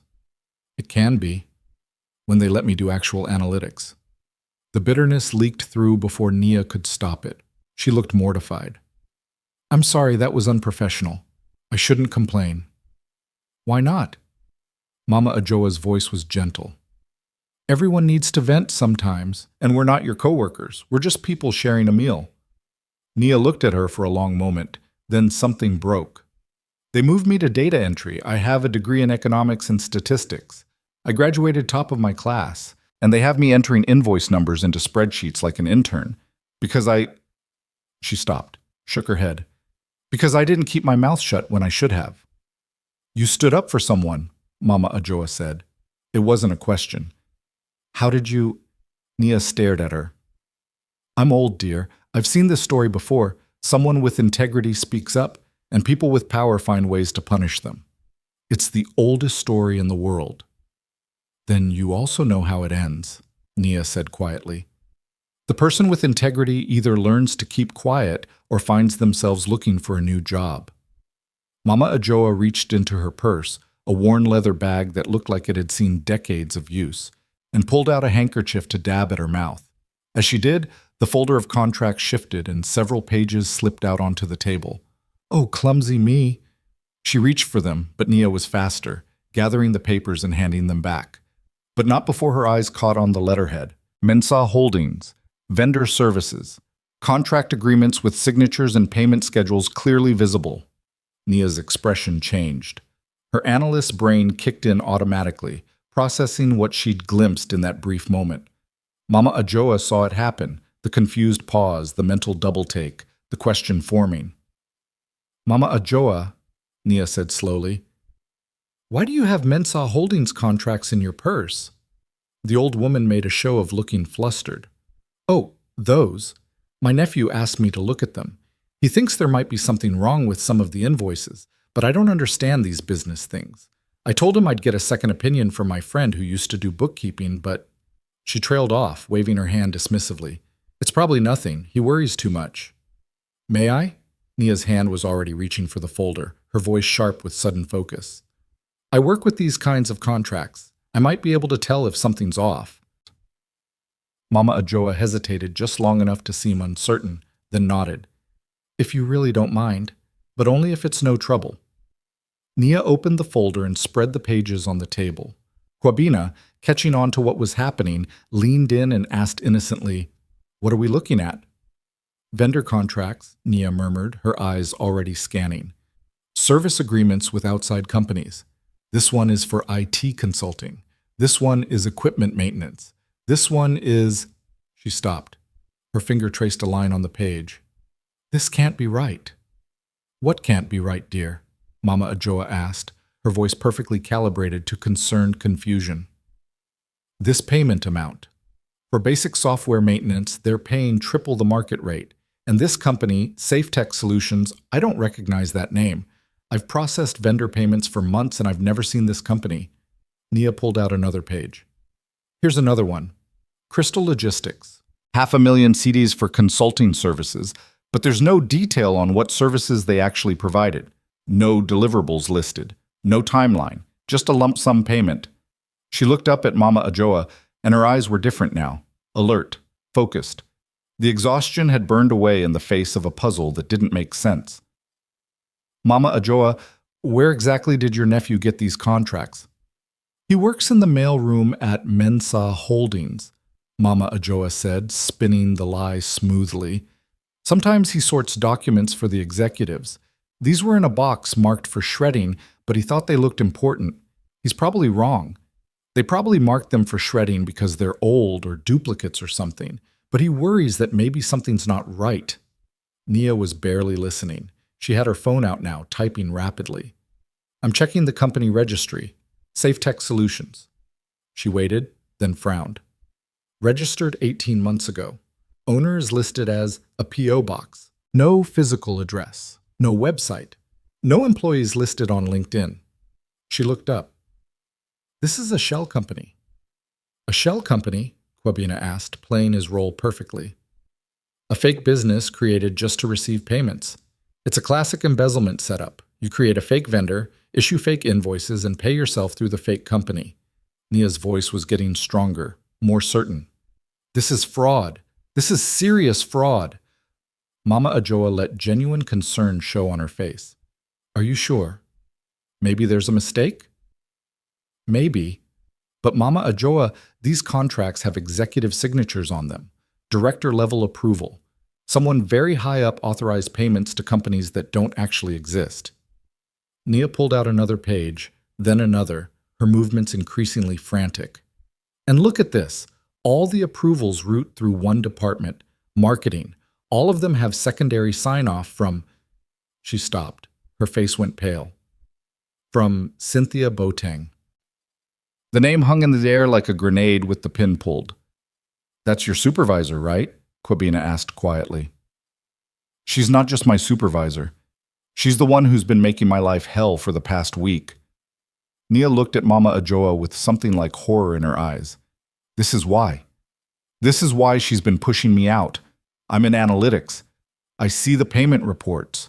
If I looked at these too closely, if I started asking questions, you'd discover what she's been doing, Mama Ajoa finished gently. And she can't let that happen. Nia sat back, her mind clearly racing. I need to report this. I need to take this to someone. Who? Mama Ajoa asked. If this goes as high as you think it does, if Cynthia has this much power, who can you trust? HR. Might be compromised. My direct manager.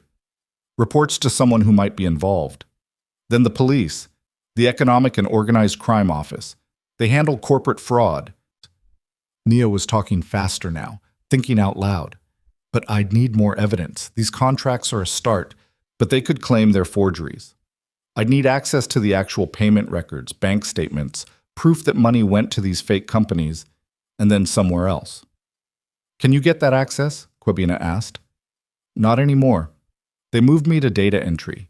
I only see invoice numbers now, not actual financial data. Nia's frustration was palpable. But someone in the finance department could. Someone with the right system access could trace these payments and see where the money actually went. Mama Ajoa watched the girl work through it, watched her analytical mind solve the puzzle piece by piece. This was what she'd hoped for, that Nia would see the evidence and immediately understand not just what it meant, but what needed to happen next. There's something else you should know, Mama Ajoa said quietly. My nephew mentioned that they're doing an audit, a surprise vendor audit that started this week. External auditors checking all the contracts. Nia's head snapped up. An audit? Now? That's not scheduled. We don't have another audit until... Understanding dawned in her eyes. Someone already knows. Someone at the board level or higher must have suspected something and ordered an investigation. Which means, Quabina said, that the people involved will be getting nervous. If they're smart, they'll start destroying evidence. Or they'll find a scapegoat. Nia's voice was hollow. Someone convenient to blame. Someone they've already been isolating and discrediting. The three of them looked at each other, the implications settling like stones in deep water. They're going to frame me, Nia said. That's the play. Move me into data entry so I'm handling invoice numbers. Set up a pattern of access. Then, when the audit discovers the fraud, they point to me and say I must have been the one entering fake payments into the system. I'm junior enough to be disposable, isolated enough that no one will defend me, and they've already been building a paper trail of performance issues to make it look plausible. Mama Ajoa felt a chill run through her. She hadn't thought of that angle, but Nia was absolutely right. It was perfect. A junior analyst with access to invoice data, resentful about being demoted, desperate enough to steal. The story would be believable. The evidence would line up, and Nia would be destroyed while Cynthia walked away clean. Then you need to act first, Mama Ajoa said firmly. You need to document everything you know, everything you suspect, and you need to put it in the hands of someone who can't be compromised. Like who? I don't even know who ordered the audit. Then we find out. Mama Ajoa leaned forward, dropping the grandmother act slightly, letting some of her real authority show through. Listen to me, Nia. You're smart. You're capable. And right now, you might be the only person in that company who can stop this before innocent people get hurt, and guilty people get away with it. I know you're scared. I know you feel alone. But you have something they don't. You have integrity, and sometimes that's the most powerful weapon there is. Nia stared at her, and Mama Ajoa saw the moment when the girl made her choice, the moment when exhaustion and fear transformed into something harder, sharper, more dangerous. Okay, Nia said quietly. Okay, I'll fight, but I need help. I need someone who understands the system, who can guide me through this without getting caught in the crossfire. You have us, Quabina said immediately. Grandma and I were with you. And more than that, Mama Ajoa added, you need to find allies inside the company, people you trust, people who've been there longer, who might have seen things that seemed wrong but didn't know how to report them. There's maybe one person, Nia said slowly. Linda, in accounting. She's been with the company for years, and she's always seemed, uncomfortable when Cynthia's name comes up. Like she knows something but doesn't want to say. Then talk to her, carefully. Feel her out. See if she's willing to help. Mama Ajoa reached across the table and took Nia's hand. But be smart about this, dear. Don't trust anyone you don't have to. Don't tell anyone your whole plan. And for heaven's sake, watch your back. These people have already shown they're willing to destroy careers. We don't know what else they might be willing to do. The weight of that hung heavy over the table. Then Nia squeezed Mama Ajoa's hand and said, Thank you, both of you. I don't know why you're helping me, but thank you. Because it's right, Mama Ajoa said simply, and because someone has to. They finished dinner in a strange, charged atmosphere. Part planning session, part pep talk, part funeral wake for the life Nia had known before tonight. When they finally left the restaurant at 9:30, Nia looked different. Still tired, still scared, but with a kind of determined fire in her eyes that hadn't been there before. Kwabena insisted on putting her in a taxi, paying the fare himself. Get home safe. And Nia, be careful tomorrow. If they're as dangerous as we think they are, they'll be watching. I will. Nia looked back at Mama Ajoa, still standing in the restaurant doorway. Will I see you again, Mama Ajoa? Perhaps. Accra is a small city in many ways. People have a way of crossing paths when they need to. The old woman smiled. But even if we don't meet again, know this. You're not alone. You're never alone as long as you hold on to who you are. The taxi pulled away, and Kwabena turned to his employer with a low whistle. That was intense. Do you think she'll actually do it? Go after Cynthia? I think that girl is stronger than she knows, Mama Ajoa said. And now that she understands what's at stake, yes, she'll do it. The question is whether we can protect her while she does.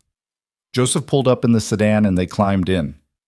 As the car navigated through Osu's evening traffic, Mama Ajoa pulled out her phone and typed a message to her lawyer. Nia Kese knows about the fraud. She'll start investigating from inside. Be ready to move fast if she gets in trouble. The reply came within seconds. Understood. EOCO meeting still set for Friday. We'll be ready. She leaned back against the seat, suddenly exhausted. The performance had taken everything she had. But it had worked. Nia now had the information she needed. The girl would start pulling threads, and when those threads led back to Cynthia, the whole web would become visible. You did good tonight, Mama, Joseph said quietly. That girl has a fighting chance now. I gave her ammunition, Mama Ajoa corrected. Whether she can use it effectively, whether she can survive using it, that's still an open question. You'll step in if it gets too dangerous. I'll step in when the timing is right. If I move too soon, Cynthia runs and we lose everything. If I move too late... She didn't finish the sentence. She didn't need to. They drove home in silence, and Mama Ajoa stared out at the city lights, thinking about the girl in the taxi, probably already planning her next move. Thinking about Cynthia, who would come to work tomorrow with no idea that her carefully constructed scheme was about to be exposed by the one person she'd most underestimated. And thinking about her husband, who'd always said that the best way to catch a rat was to let it think it had won, right up until the moment the trap snapped shut. Tomorrow would be the beginning of the end. One way or another, everything would start moving faster. The game had been slow and careful for 4 days, but now it would accelerate toward its inevitable conclusion. Mama Ajoa just hoped that when the dust settled, Nia Kese would still be standing. Because that girl, brave, foolish, righteous, deserved to see the victory she was about to fight for. And if Mama Ajoa had her way, Nia would see it. She would see Cynthia fall. She would see justice served. And she would finally understand that the old cleaner who'd shown her simple kindness had been something else entirely all along. But not yet. Not tomorrow. Tomorrow, the war began. And wars required soldiers to believe they were fighting alone, right up until the moment reinforcements arrived. Mama Ajoa closed her eyes and prepared for battle. Friday morning arrived with the particular tension that precedes storms. Mama Ajoa entered the Mensa Holdings building at her usual time, but everything felt different now. The game had shifted. Nia knew about the fraud, which meant Cynthia would soon know that someone was asking questions. The careful equilibrium of the past 4 days was about to shatter. The 6th floor was already buzzing when Mama Ajoa emerged from the service elevator. Not the usual morning chatter about traffic and weekend plans, but something sharper, more urgent. People clustered in small groups, voices low, eyes darting toward the closed door of the finance director's office, where lights blazed despite the early hour. Mama Ajoa pushed her cart slowly past a pair of analysts standing near the break room. External auditors showed up at 7, one was saying. Locked themselves in the finance office with all the contract files. They're not even letting regular staff in. This is bigger than a routine audit. My friend in accounting said they specifically asked for 3 years of vendor payment records. All of them. Someone's in serious trouble. They dispersed as a senior manager walked past, and Mama Ajoa continued her rounds, listening, watching, cataloging. The building felt like a body bracing for impact. every department tense with the knowledge that something was coming, but uncertain what or when. She found Nia at her cubicle at 8:15, already working, but the girl looked different. Her shoulders were straighter. Her jaw was set.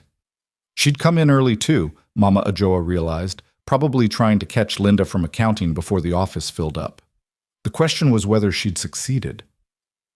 At 9:30, Mama Ajoa got her answer. She was wiping down the glass wall of an empty conference room when she saw Nia and an older woman, Linda, unmistakably, with her gray-streaked hair and careful professional wardrobe, slip into one of the small meeting rooms on the far end of the floor, the kind used for private phone calls and uncomfortable conversations. Through the glass, Mama Ajoa watched Nia lean forward, speaking urgently, watched Linda's face shift from confusion to shock to something that looked like relief. The older woman pulled out her phone, showed Nia something on the screen. Nia's eyes widened. She started taking notes, her hand moving frantically across the page. They talked for nearly 20 minutes, heads close together, the body language of conspirators or allies, depending on your perspective. When they finally emerged, Linda looked frightened but determined. Nia looked like someone who'd just been handed a loaded gun and told to take down a giant. The girl went straight back to her cubicle and immediately started typing. Not the mindless data entry she'd been assigned to, Mama Ajoa noticed. This was different, focused, purposeful, the movements of someone conducting research. Across the office, in her glass-walled domain, Cynthia emerged from a meeting and glanced toward Nia's cubicle. The look on her face was casual, dismissive. The predator that had already written off its prey as neutralized. She had no idea the prey had just grown teeth. Mama Ajoa felt a dangerous satisfaction watching it, but satisfaction was premature. They still needed evidence that would hold up under scrutiny. They still needed to connect the dots in a way that Cynthia couldn't talk her way out of. And they needed to do it before Cynthia realized what was happening and made her move. The morning crawled toward noon with agonizing slowness. Mama Ajoa moved through her duties on autopilot, her real attention focused on the invisible currents running through the office. She saw Frank Mensah arrive at 10:45, looking harried and nervous, and disappear into Cynthia's office. The blinds closed immediately. Whatever they were discussing, they didn't want witnesses. She saw Linda slip into the finance director's office at 11, carrying a stack of folders, and emerge 15 minutes later looking pale but resolute. The woman caught Nia's eye across the office and gave a single subtle nod. And she saw the external auditors, 2 men and a woman in identical dark suits, move through the finance department like surgeons conducting an autopsy, pulling files, scanning documents, asking quiet questions that made people squirm. At noon, Mama Ajoa took her lunch break and found Nia already in the basement cafeteria, sitting alone at their usual corner table. The girl looked up as the old woman approached, and relief flooded her face. "Mama Ajoa, I was hoping you'd be here." "Miss Nia?" Mama Ajoa sat down carefully, maintaining character. "You look different today." "I feel different." Nia's voice was low but intense. "I talked to Linda, the woman I mentioned from accounting. She's been tracking irregularities in vendor payments for over a year, but every time she flagged something to her supervisor, she was told it had been approved at the executive level and to drop it. She was too scared to push harder. Single mother, can't afford to lose her job, but she kept copies. Screenshots, email threads, everything." Mama Ajoa's pulse quickened. "That's evidence." "Better than evidence. It's a pattern. Linda can show that she repeatedly raised concerns and was repeatedly shut down. It proves the fraud wasn't just one person acting alone. It was systematic, protected from the top." Nia leaned closer. "And there's more. She recognized some of the company names from the contracts your nephew showed me. She remembers processing those payments because the amounts were so high, but there was never any documentation of services actually being rendered. No invoices with line items, no delivery confirmations, nothing. Just payment authorization signed by Cynthia." "Did she tell the auditors?" "Not yet. She's scared. If she comes forward and the investigation goes nowhere, or if somehow Cynthia finds out she talked, she'll be the next target." Nia's hands clenched. "That's why I need to build a stronger case first. I need to find the connection between those fake companies and where the money actually went. Bank records, transfer documentation, Something that shows this wasn't just poor oversight, but deliberate theft. Can you access that information? Not legally, not with my current system permissions. Nia's expression was conflicted. But Linda has access to the financial database. She could pull transaction histories if she had a reason, and I might be able to give her one.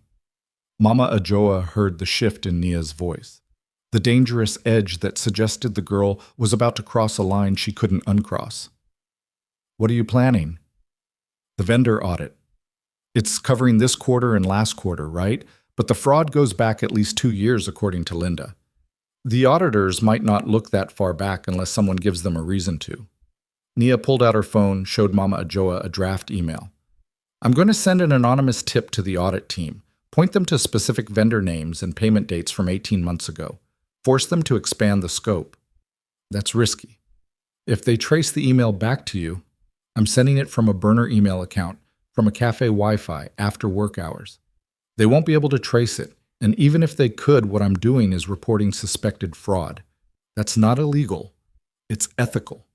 Nia's jaw set. I'm tired of being careful, Mama Ajoa. Being careful is how people like Cynthia keep getting away with things. Someone has to be brave enough to light the match. Mama Ajoa looked at this young woman, 26 years old, exhausted, isolated, terrified, and saw the same fire that had driven her own husband to build an empire from nothing. The same stubborn refusal to let wrong go unchallenged. It was beautiful and dangerous in equal measure. Then light it, she said quietly, but be ready for the explosion. They ate quickly, conversation turning to safer topics whenever anyone passed nearby, but the understanding between them had deepened into something like partnership. Nia had become more than just a test subject in Mama Ajoa's investigation. She'd become the trigger mechanism for the trap itself.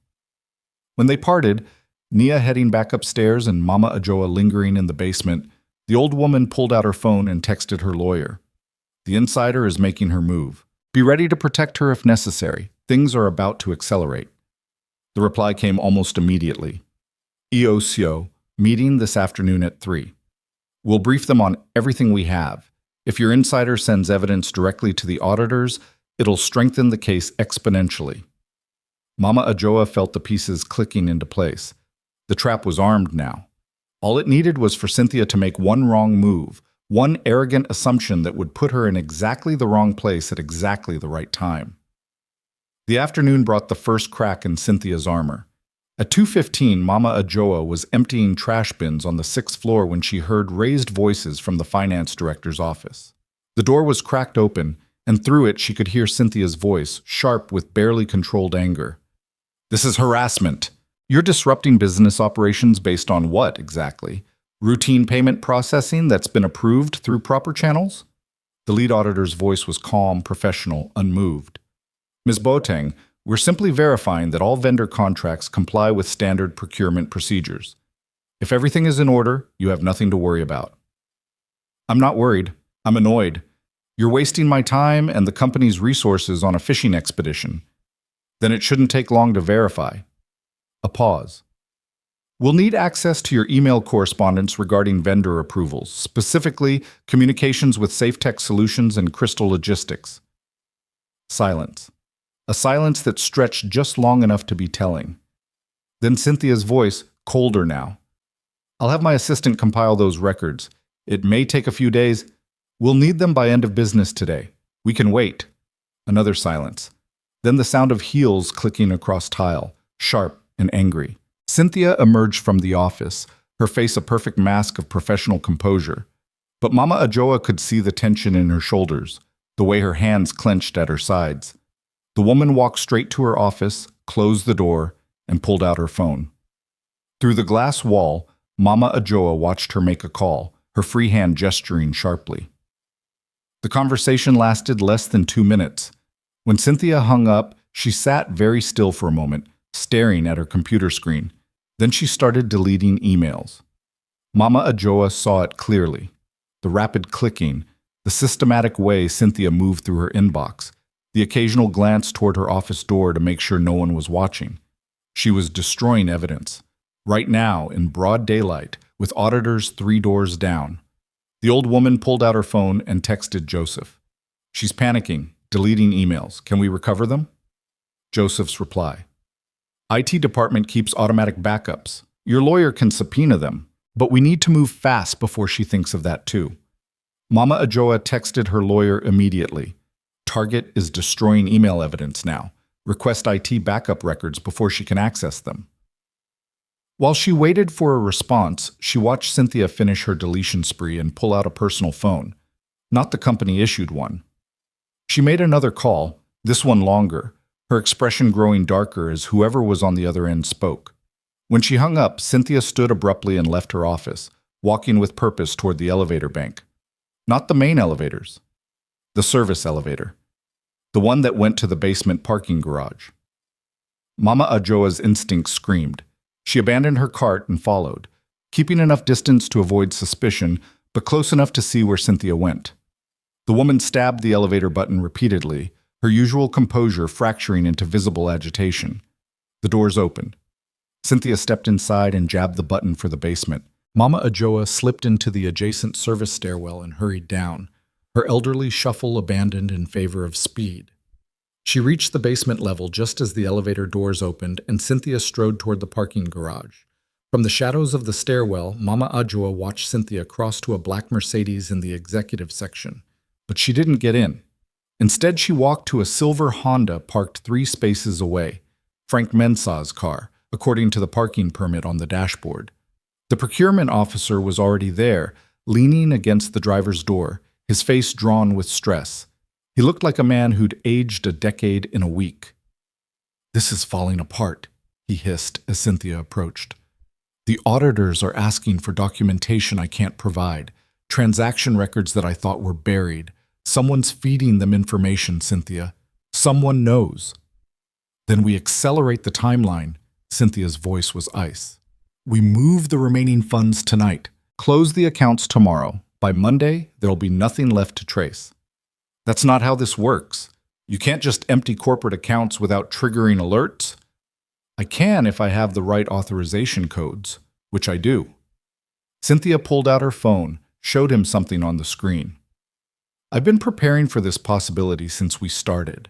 One click, and everything we've set aside moves through 3 different offshore accounts and ends up somewhere the EOSIO will never find it."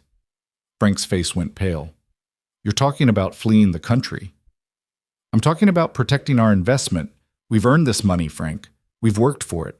I'm not letting some audit destroy what we've built just because you're losing your nerve." "I'm not losing my nerve. I'm being realistic. If we run, we look guilty. If we stay and fight, we'll lose. The evidence is there, Frank. It's always been there. We just kept it buried well enough that no one looked. But now they're looking, and when they find what they're going to find, we'll both go to prison unless we move first." Cynthia's voice dropped to something almost gentle, almost persuasive. "Come with me. Tonight. We can be in Dubai by tomorrow morning. Start fresh. Build something new." Frank stared at her. "What about everyone else? The others who helped us?" "They were pawns. They knew the risks. Besides, most of them don't even know the full scope. They think it's just a few inflated contracts, not millions in stolen funds." Cynthia checked her watch. "I'm moving the money at midnight. If you want your share, meet me at the airport at 6 tomorrow morning. If not, good luck explaining to the EOCO how you signed off on all those fake port clearances." She walked away, leaving Frank sagging against his car like a man whose spine had been removed. Mama Ajoa stood in the shadows, her mind racing. She'd heard enough. More than enough. Cynthia was planning to run, to liquidate the stolen funds and disappear, which meant they had less than 12 hours to stop her. She pulled out her phone and called her lawyer directly. "We have a problem," she said the moment he answered. "The target is planning to move the money tonight and flee tomorrow morning. We need to freeze those accounts immediately." "On what grounds? We don't have a court order yet." "Then get one. Now. I'm sending you a recording of what I just heard." She hung up and immediately called Joseph. "I need you to follow Cynthia Boating when she leaves the office tonight. Don't lose her. I need to know exactly where she goes and what she does." "Understood. What's happening?" "She's running, and if we don't stop her in the next 12 hours, we lose everything." Mama Ajoa climbed back up the service stairs, her elderly disguise reinstated but her mind working at full speed. She needed to warn Nia, needed to make sure the girl sent that anonymous tip to the auditors today, not tomorrow. Needed to compress the timeline before Cynthia could execute her escape plan. But when she reached the 6th floor, she found chaos. The finance director's office door was open, and the auditors were standing in the hallway with security guards. Nia's cubicle was surrounded by people, and the girl herself stood in the center, her face white with shock, holding a sheaf of papers. Mama Ajoa pushed her cart closer, dread building in her chest. "I don't understand," Nia was saying, her voice shaking. "These aren't my files. I don't have access to this account." "According to our records, these transfers were initiated from your workstation 2 weeks ago." The lead auditor's voice was grave. 5 separate payments totaling 300,000 cedis, all to the same offshore account. And this morning, someone tried to delete the transfer logs from the system. That attempt was also traced to your workstation. That's impossible. I was on data entry 2 weeks ago. I wasn't even handling financial transactions. Your login credentials show otherwise. The auditor held up a printed log. Your username, your password, your workstation ID, all confirmed. Nia looked like she'd been physically struck. "Someone's framing me. Someone used my credentials to—" "Ms. Kessie, you need to come with us to HR. We have some questions." "I didn't do this," Nia's voice cracked. "I'm the one who's been trying to expose the fraud. Ask Linda, she'll tell you." But Linda was nowhere to be seen. The accounting department was conspicuously empty, everyone having suddenly found urgent work elsewhere. No witnesses, no allies. Just a junior analyst being accused of exactly the crime she'd been trying to expose. Mama Ajoa watched security escort Nia toward the elevator, watched the girl's shoulders shake with the effort of holding herself together, watched Cynthia emerge from her office with a perfect expression of shocked concern. "I can't believe it," Cynthia said to no one in particular, her voice carrying across the floor. "Nia seemed so dedicated. I suppose you never really know people." The trap had been sprung, but not on the person it was meant for. Cynthia had moved first, had anticipated the threat and neutralized it before Nia could strike. And she'd done it so perfectly that even the auditors, even security, believed the evidence. Mama Ajoa stood frozen with her mop, watching her plan collapse in real time. She'd miscalculated. She'd thought Cynthia would run before fighting, but the woman had been smarter than that. She'd created a scapegoat, planted evidence, and turned the investigation away from herself and directly onto the one person who could have exposed her. Nia was being destroyed, right now. And Mama Ajoa had no way to stop it without revealing herself. She pushed her cart into the service elevator and descended to the basement. The moment the doors closed, she dropped the elderly shuffle and called her lawyer again. "They've framed the insider. They're taking her to HR now, probably suspending her, maybe arresting her. We need to move immediately. The EOCO meeting is in 20 minutes. I'll brief them on everything. But without the insider's testimony, then we use mine. I've been documenting everything for 5 days. I have photographs, recordings, witness statements. Tell EOCO I'm ready to testify. That means revealing your identity. Your cover will be blown." "My cover is already compromised. Cynthia's too smart. She'll realize eventually that someone's been feeding information to the auditors. Better to reveal myself now, while I still have some control over the narrative." Mama Ajoa took a breath. "And better to do it before Nia Kessie gets arrested for crimes she didn't commit." "Understood. I'll set up an emergency meeting with EOCO for 6 tonight. Can you make it?" "I'll be there, but first I need to get evidence that proves Nia's innocence. Something concrete that even Cynthia's planted files can't overcome." She hung up and stood in the empty service elevator, thinking furiously. The transfers that implicated Nia had supposedly come from her workstation. But workstations could be accessed remotely if you had administrator privileges. And Cynthia, as a director, absolutely had those privileges. What Mama Ajoa needed was IT logs showing remote access. Proof that someone else had logged into Nia's computer while Nia was physically elsewhere. If she could get those logs, she could prove the frame-up. She rode the elevator back up to the 6th floor, but not to the main office area. Instead, she got off at the IT department, a small cluster of cubicles tucked into the corner near the server room. Most of the techs were at lunch, but one young man sat hunched over his keyboard, headphones in, oblivious to the world. Mama Ajoa approached slowly, her elderly persona firmly in place. "Excuse me, young man?" He jumped, pulling out his headphones. "Yes, ma'am? Are you lost?" "Maybe a little." She gave him a confused smile. "I'm looking for someone who can help me with a problem. My nephew, he works in the mailroom, and he said something about computer logs. He thinks someone's been using his login when he's not here." The tech frowned. "That's a security issue. He should report it to his supervisor." He did, but they told him to come here. "Can you check? Just to ease his mind? He's a good boy. He doesn't want to get in trouble for something he didn't do." The young man hesitated, then sighed. "Okay, what's his username?" "Oh, I don't know, computer things, but I know he works on the 6th floor, in analytics. Could you check the recent activity there, see if anyone's been logging in strange?"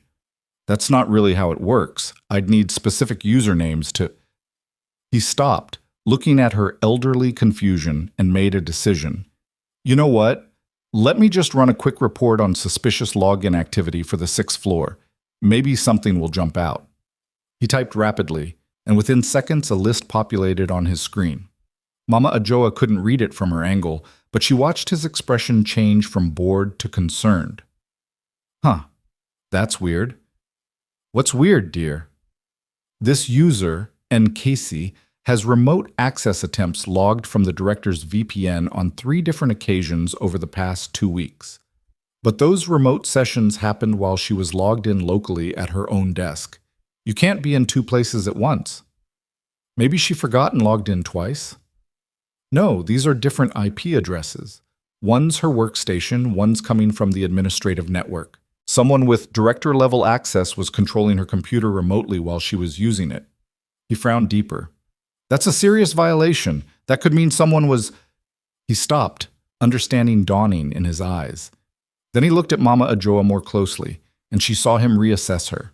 Saw him realize that a confused old cleaning lady wouldn't know to ask these specific questions. "Who are you?" he asked quietly. Mama Ajoa made a decision.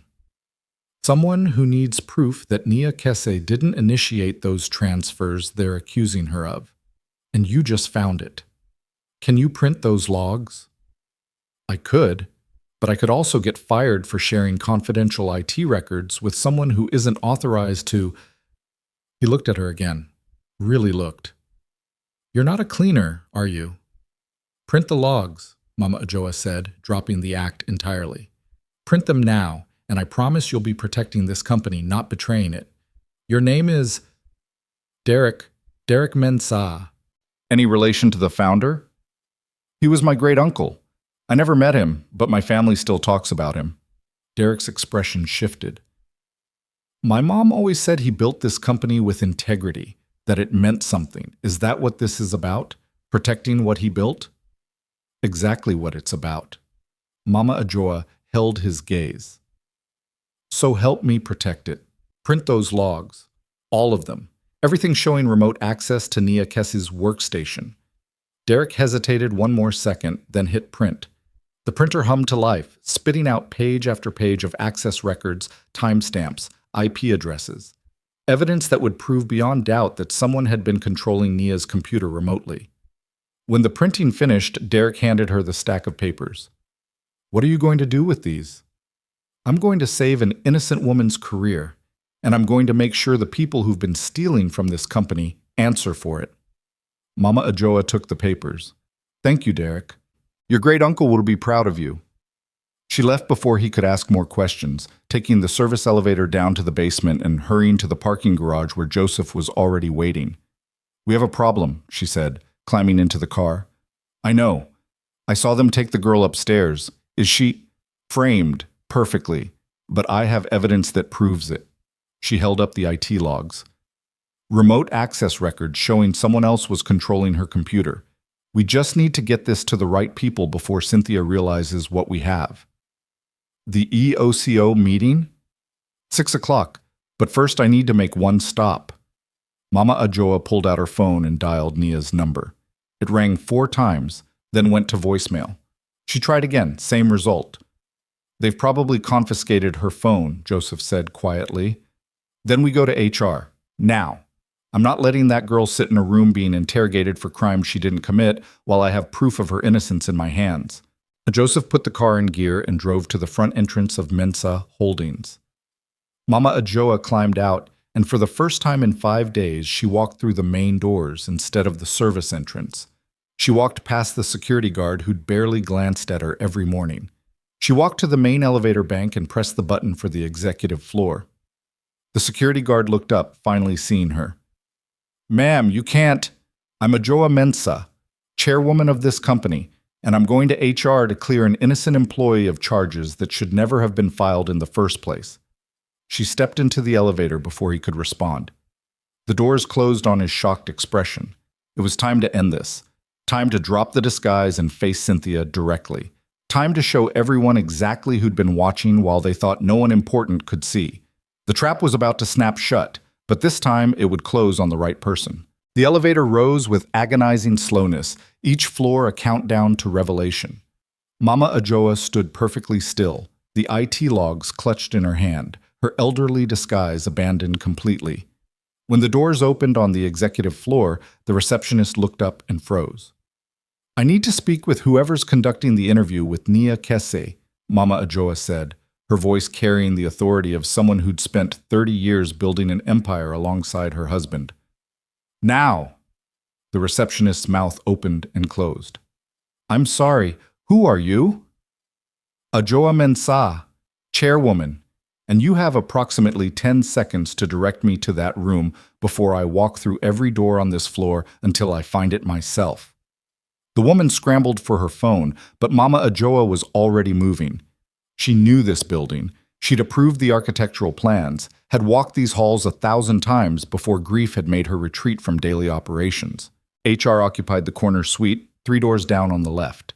She reached it just as voices rose inside, Nia's, strained and desperate, and another she didn't recognize, cold and procedural. Mama Ajoa pushed the door open without knocking. The room fell silent. Nia sat at a conference table, her face blotchy with tears, her hands shaking. Across from her sat 2 HR representatives and one of the external auditors. All 3 turned to stare at the old woman in the cleaning uniform who'd just interrupted their interrogation.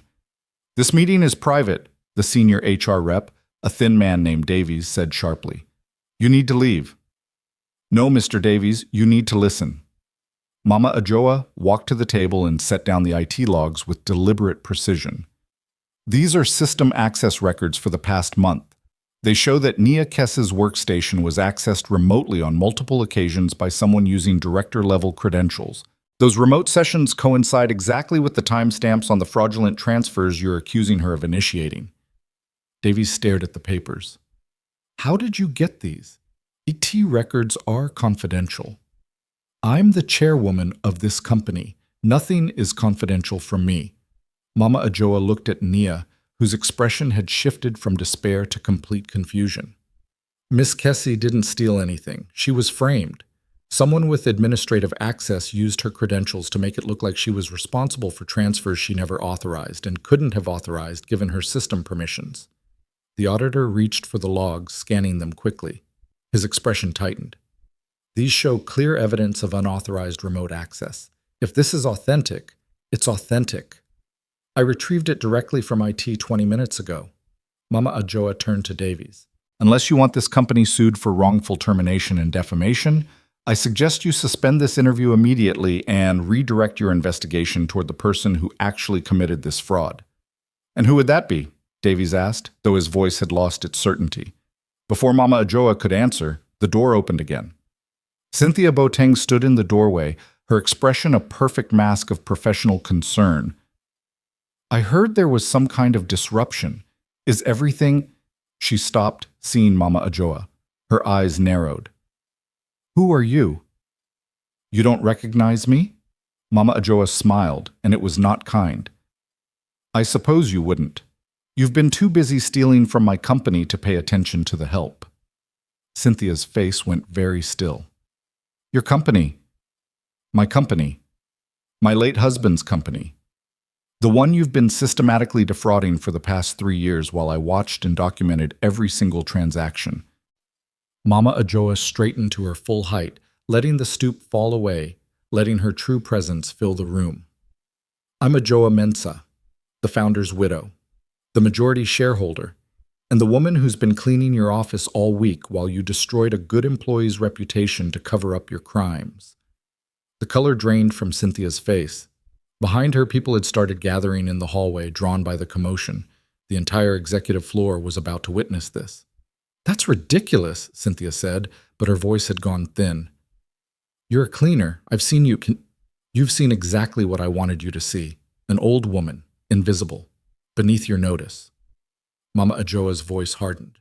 "Which is why you felt comfortable shoving me, insulting me, treating me like I was nothing, and why you never considered that I might be watching everything you did." The auditor stood abruptly. "Ms. Mensah, if what you're saying is true, it's true. I have 5 days of documentation. Photographs of suspicious documents in Ms. Boateng's office, recordings of conversations in the parking garage where she discussed moving stolen funds offshore and fleeing the country, and witness testimony from multiple employees who can corroborate the pattern of fraud." Mama Ajoa looked directly at Cynthia. "You're finished. The only question now is whether you're smart enough to cooperate with authorities or arrogant enough to make this worse for yourself." Cynthia's hands clenched. For a moment, Mama Ajoa thought she might actually try to brazen it out, to construct some elaborate explanation. Then something in the woman's eyes shifted. The calculation of someone who just realized the game was over and was already thinking 3 moves ahead. "I want a lawyer," Cynthia said flatly. "Smart choice." Mama Ajoa nodded to Davies. "Call security. Make sure Miss Boateng doesn't leave this floor until the police arrive. And get me the contact information for whoever's leading the EOSO investigation. They're going to want everything we have." Davies reached for his phone with shaking hands. Cynthia stood perfectly still, her mask finally cracking to reveal the cold fury beneath. "You think you've won, but you have no idea how deep this goes, how many people are involved. You'll spend years in court trying to untangle it. Then I'll spend years. I have nothing but time and every resource this company possesses." Mama Ajoa stepped closer, her voice dropping to something only Cynthia could hear. "You made one critical mistake. You assumed that because I was grieving, I was weak. That because I stepped back from daily operations, I'd stopped caring what happened to my husband's legacy. And you forgot the most important rule of predators and prey." "What rule?" "Sometimes the prey is just a bigger predator waiting for you to get close enough." Security arrived then, 2 large men who positioned themselves at Cynthia's shoulders. She didn't resist, didn't protest. She simply stood there, her eyes locked on Mama Ajoa with an expression that was equal parts hatred and reluctant respect. "Take her to the conference room and make sure she stays there until the police arrive," Mama Ajoa instructed. "And someone get me a complete list of all employees who reported to Ms. Boateng. We need to determine who else was involved in this scheme." As security escorted Cynthia out, Mama Ajoa finally turned to Nia. The girl was staring at her like she'd grown a second head. "You're the chairwoman," Nia said numbly. "The whole time. You were the chairwoman." "I was. I am." Mama Ajoa sat down in the chair Cynthia had vacated. "I'm sorry I deceived you, but I needed to see this company the way it really operated when people thought no one important was watching. I needed to understand the scope of the corruption before I could act." You used me." Nia's voice was hollow. "The dinner, the contracts. You fed me information so I'd investigate, so I'd be the one to—" She stopped. "I was bait." The word landed like a slap. Mama Ajoa felt it, knew it was true, hated that it was true. "Yes," she said quietly. "You were. And I'm sorry for that. I'm sorry I put you in danger. I'm sorry I didn't step in sooner when they started framing you. But Naya, listen to me. You were never just bait. You were the only person in this entire company who saw me as human when I was pretending to be invisible. The only one who showed kindness without expectation of reward. That's why I trusted you with the information. Not because you were convenient, but because you were good." Nia looked at her for a long moment. Then she said, "You should have told me. You should have trusted me with the truth instead of manipulating me into investigating." "You're right, I should have. But would you have believed me if I'd walked up to you on day 1 and said I was the chairwoman investigating fraud?" Mama Ajoa shook her head. You would have thought I was crazy, or you would have changed how you behaved, become cautious, and I needed to see the real dynamics at play. So instead you lied. You made me think you were just a cleaner who needed protection. I made you think I was someone who needed protection so I could see if you were someone worth protecting in return. Mama Ajoa held Nia's gaze. And you are. Everything I've learned this week has confirmed that you're exactly the kind of person this company needs. Someone with integrity, someone who'll fight for what's right, even when it costs them everything. Nia's eyes filled with tears. They were going to arrest me. If you hadn't shown up with those logs, I'd be in police custody right now. But you're not. And you won't be. And when this is over, when we've cleaned out all the corruption and rebuilt what they've been destroying, I want you in a position where you can help make sure it never happens again. Mama Ajoa reached across the table and took Nia's hand. I'm offering you a real job, not data entry, not junior analyst. I want you in internal audit, working directly with the team that'll implement new oversight procedures. You'll have real authority, real protection, and a boss who actually appreciates what you bring to this company. Why? Nia's voice cracked. Why would you want me after everything? Because you passed the test. The real test wasn't whether you could find the fraud. It was whether you'd stay kind when the whole world was telling you that kindness was weakness. Mama Ajoa squeezed her hand. You sat with me in that cafeteria when everyone else treated me like furniture. You defended me when Cynthia humiliated me. You saw a person where everyone else saw a cleaner. That's not something you can teach. That's character. And character is what I need to rebuild this company. The tears spilled over. Nia wiped at them angrily, but they kept coming. I don't know if I can trust you after everything. Then don't trust me yet. Take some time. Process what happened. Talk to a lawyer if you want. I'll pay for it. But know this. I'm not asking you to forgive me. I'm asking you to help me fix what's broken, and I can't do that without people like you. Before Nia could respond, Davies cleared his throat awkwardly. Ms. Mensah, the police are on their way, and I have EOCO on the line. They're requesting a meeting immediately. Tell them 6 o'clock at the firm's legal offices. My lawyer will provide the address. Mama Ajoa stood. And Davies? I want a full review of HR procedures. Someone in this department should have caught the fraudulent transfers before they escalated. Either your systems are inadequate or someone wasn't doing their job. Figure out which and fix it. Yes, ma'am. Right away. Mama Ajoa looked at the auditor. You'll have complete access to all company records. I'm authorizing IT to provide you with anything you request. No restrictions, no delays. I want this investigation completed thoroughly and quickly. The auditor nodded. We'll need to expand the scope significantly based on what you've told us. Expand it as far as necessary.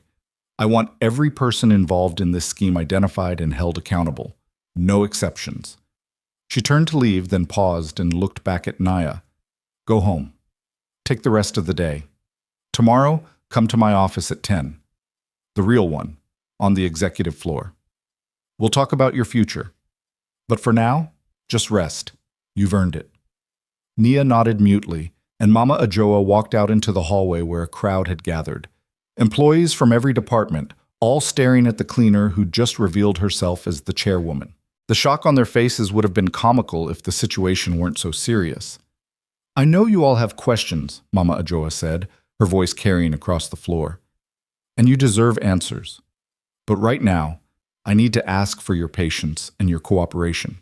This company is facing a crisis. People you trusted have been stealing from us, and we're going to fix it. Some of you may be interviewed by investigators. Please tell them the truth. All of it. This is not a time for loyalty to individuals. This is a time for loyalty to the institution we're all part of. She scanned the crowd and found Linda from accounting, half hidden behind a cluster of taller colleagues. Linda Asante, I need you in my office. Now. Linda went pale but stepped forward. They walked together to the chairwoman's office, Mama Ajoa's office, the one she hadn't occupied in 3 years. The nameplate still read Kwame Mensah, founder. She'd never changed it, couldn't bear to. Inside, she gestured Linda to a chair. You kept records, evidence of fraud that you were too scared to report. I need all of it. Linda's hands shook as she pulled out her phone.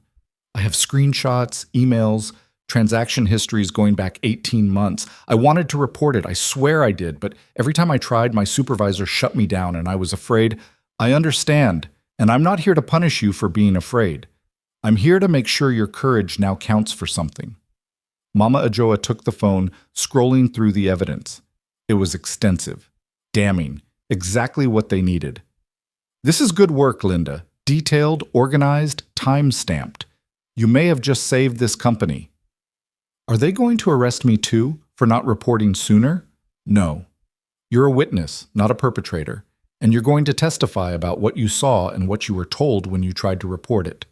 Mama Ajoa handed the phone back. Forward all of this to my personal email.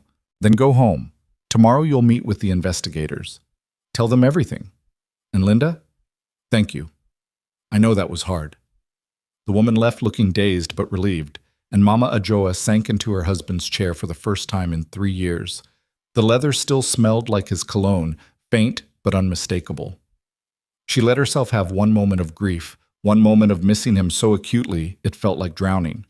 Then she pulled herself together and started making calls.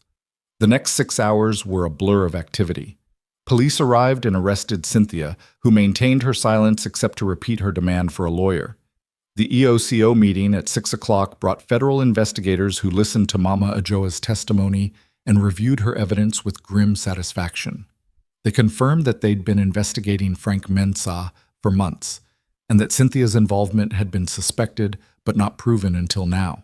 With what you've given us, the lead investigator said, we can pursue criminal charges against everyone involved. The vendor fraud, the customs violations, the money laundering, this is going to be a major case. How long until you make arrests? We'll move on the primary targets tonight. The others will take a few days as we verify evidence and secure testimony. He looked at her seriously. Miss Mensah, you took a significant risk doing what you did. If Cynthia had realized who you were, if she'd felt cornered, things could have gotten dangerous. I know, but I couldn't let this continue. My husband built this company on integrity. I wasn't going to let thieves destroy what he spent his life creating. At 8 o'clock, Mama Ajoa finally returned home. Afua met her at the door, took one look at her face, and pulled her into a fierce embrace. It's over, Mama Ajoa said into her daughter-in-law's shoulder. It's finally over. Joseph told me. He said you walked in there and burned it all down. Afua pulled back, her eyes shining. Kwame would have been so proud. Kwame would have told me I was reckless and stubborn and that I should have called the police on day one instead of playing detective. Mama Ajoa managed a tired smile. But yes, I think he would have been proud too. She spent the evening with her grandchildren, letting their innocent chatter wash over her, grounding herself in the simple reality of family. But her mind kept drifting to Nia, wondering if the girl was okay, wondering if she'd ever forgive the deception.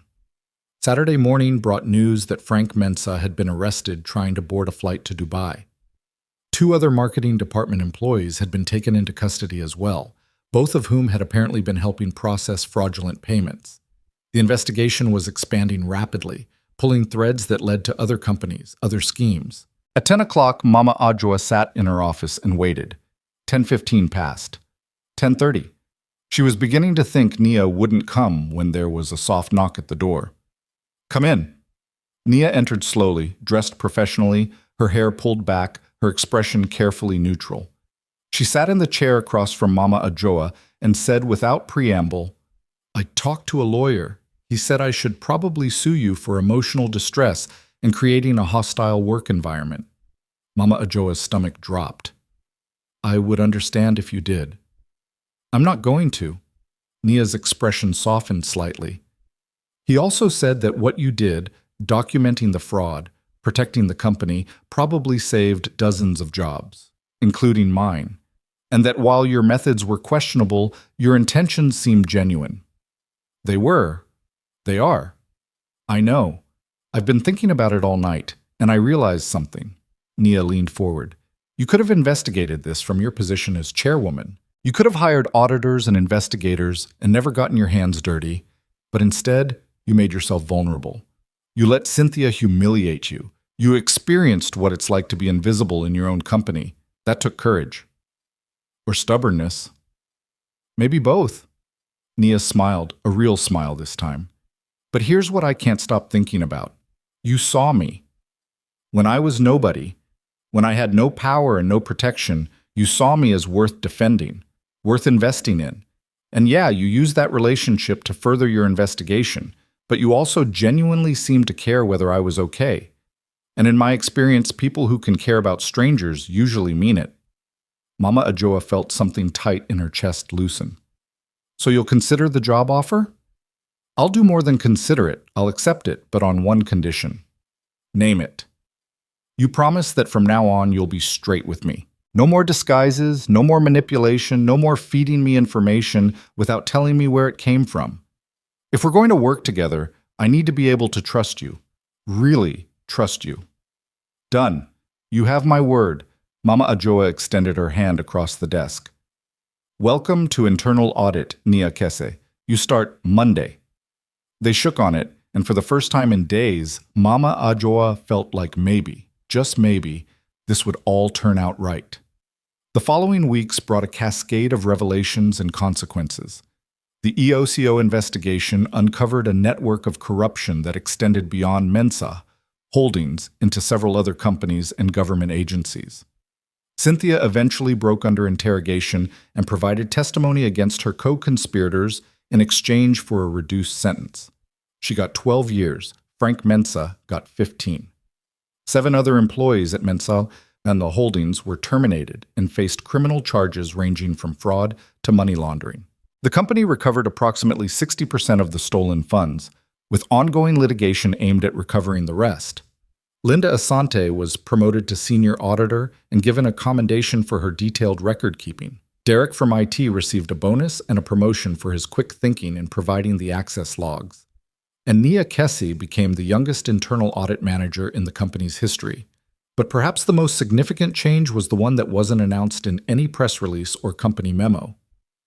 On a Tuesday morning, 3 months after the arrests, Mama Ajoa called an all-staff meeting in the main auditorium.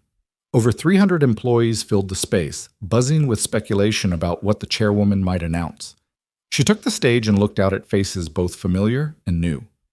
Some had been there since her husband's time. Others had been hired by people who'd forgotten what the company was supposed to stand for. 3 months ago, she began, I discovered that my company had been systematically defrauded for years.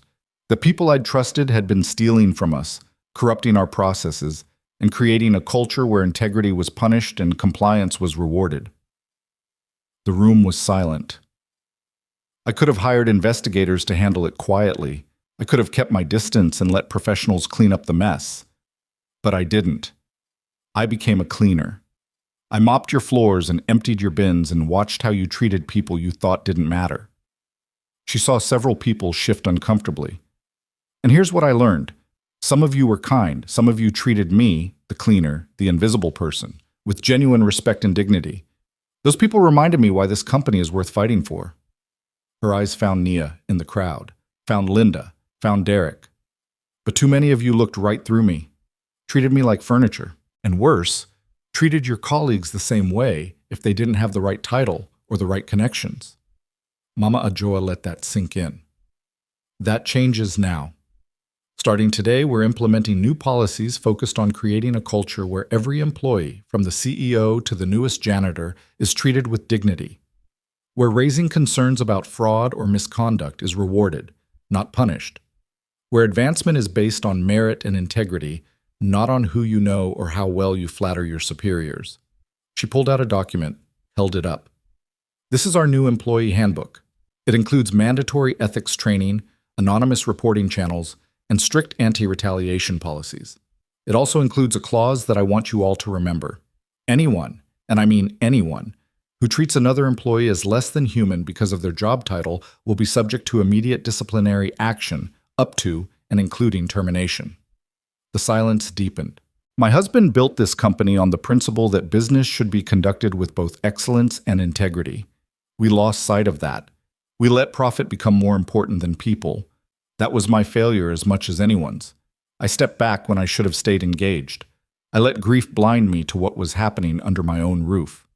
She paused, letting her voice gentle. But we have a chance now to rebuild, to do better.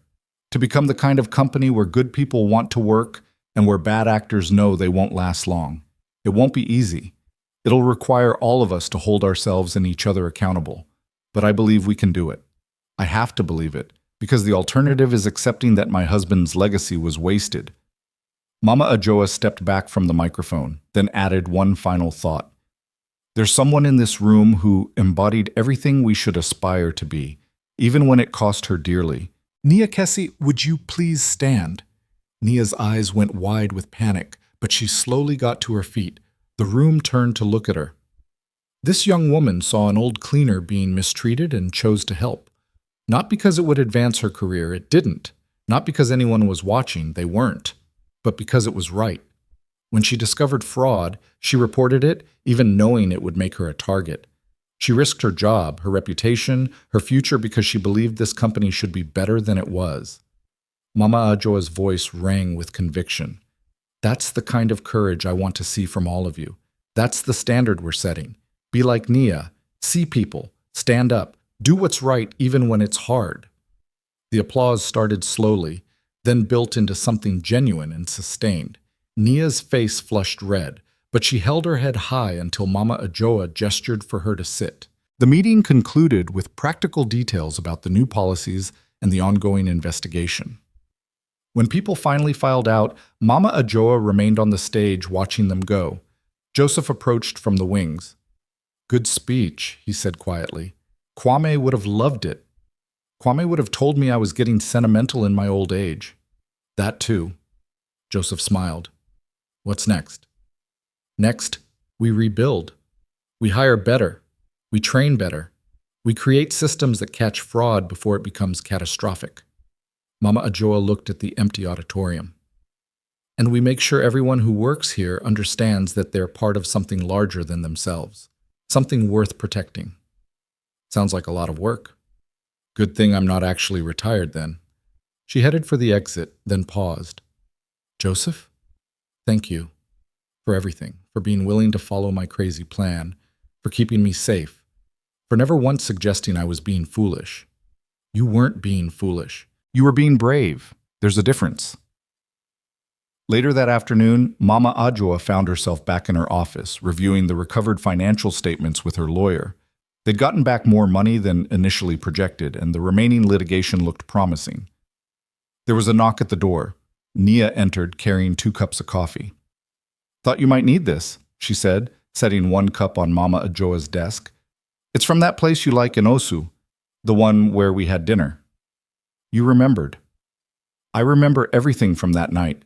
It was when I learned that the cleaner I'd been kind to was actually the most powerful person in the building. Nia sat down. I've been meaning to ask, why me? Out of everyone in this company, why did you choose me to trust? Mama Ajoa considered the question carefully. Because kindness without witness is the truest kind. You didn't help me because you thought it would benefit you. You didn't even know my real name. You just saw someone who needed help and provided it. That told me everything I needed to know about your character. I was just being decent. Exactly. Just being decent. In a world where that's become rare, it's also become revolutionary. Mama Ajoa sipped her coffee. Do you know what my husband used to say? He said you could judge a society by how it treated its most vulnerable members. Not how it claimed to treat them, but how it actually did, when no one important was watching. Sounds like a wise man. He was, and stubborn, and occasionally infuriating, but mostly wise.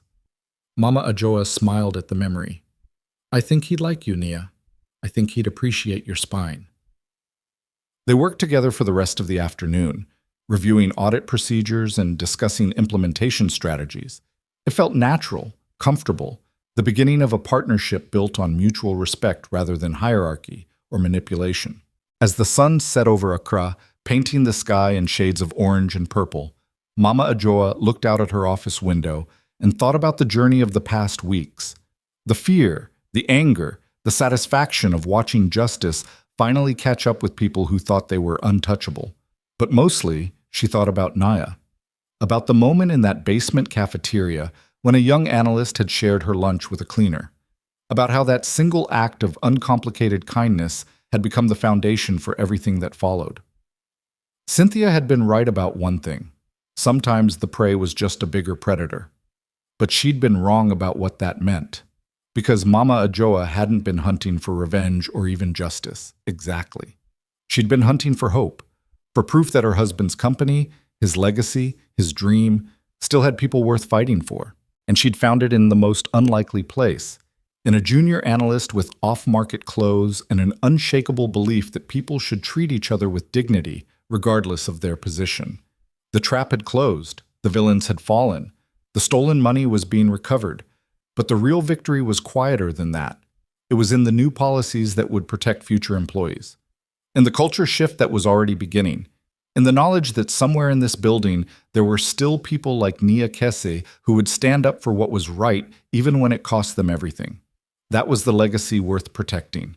That was what her husband had really built. Not just a company, but a promise that integrity mattered, that people mattered, that the way you treated others defined who you were more than any profit margin ever could. Mama Ajoa finished her coffee and returned to work, knowing that the hardest part was still ahead. Rebuilding was always harder than destroying. Creating was always more difficult than tearing down. But for the first time since her husband's death, she felt ready for the challenge. Because she wasn't facing it alone. She had Naya and Linda and Derek and dozens of others who'd chosen integrity when it would have been easier to look away. She had an army of good people who just needed someone to lead them.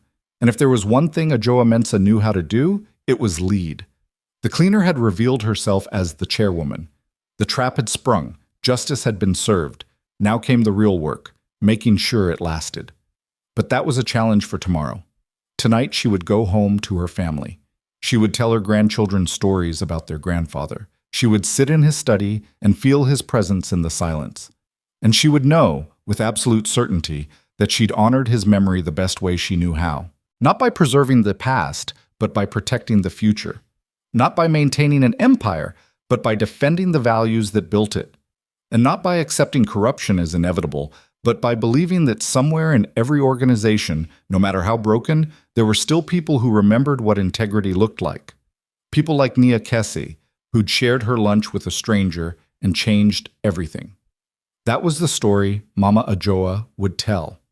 Not the one about catching thieves or recovering stolen millions, but the one about a girl who was kind when kindness cost her everything, and how that kindness became the seed from which justice grew. It was a good story, a true story. And more importantly, it was a story that deserved to be remembered.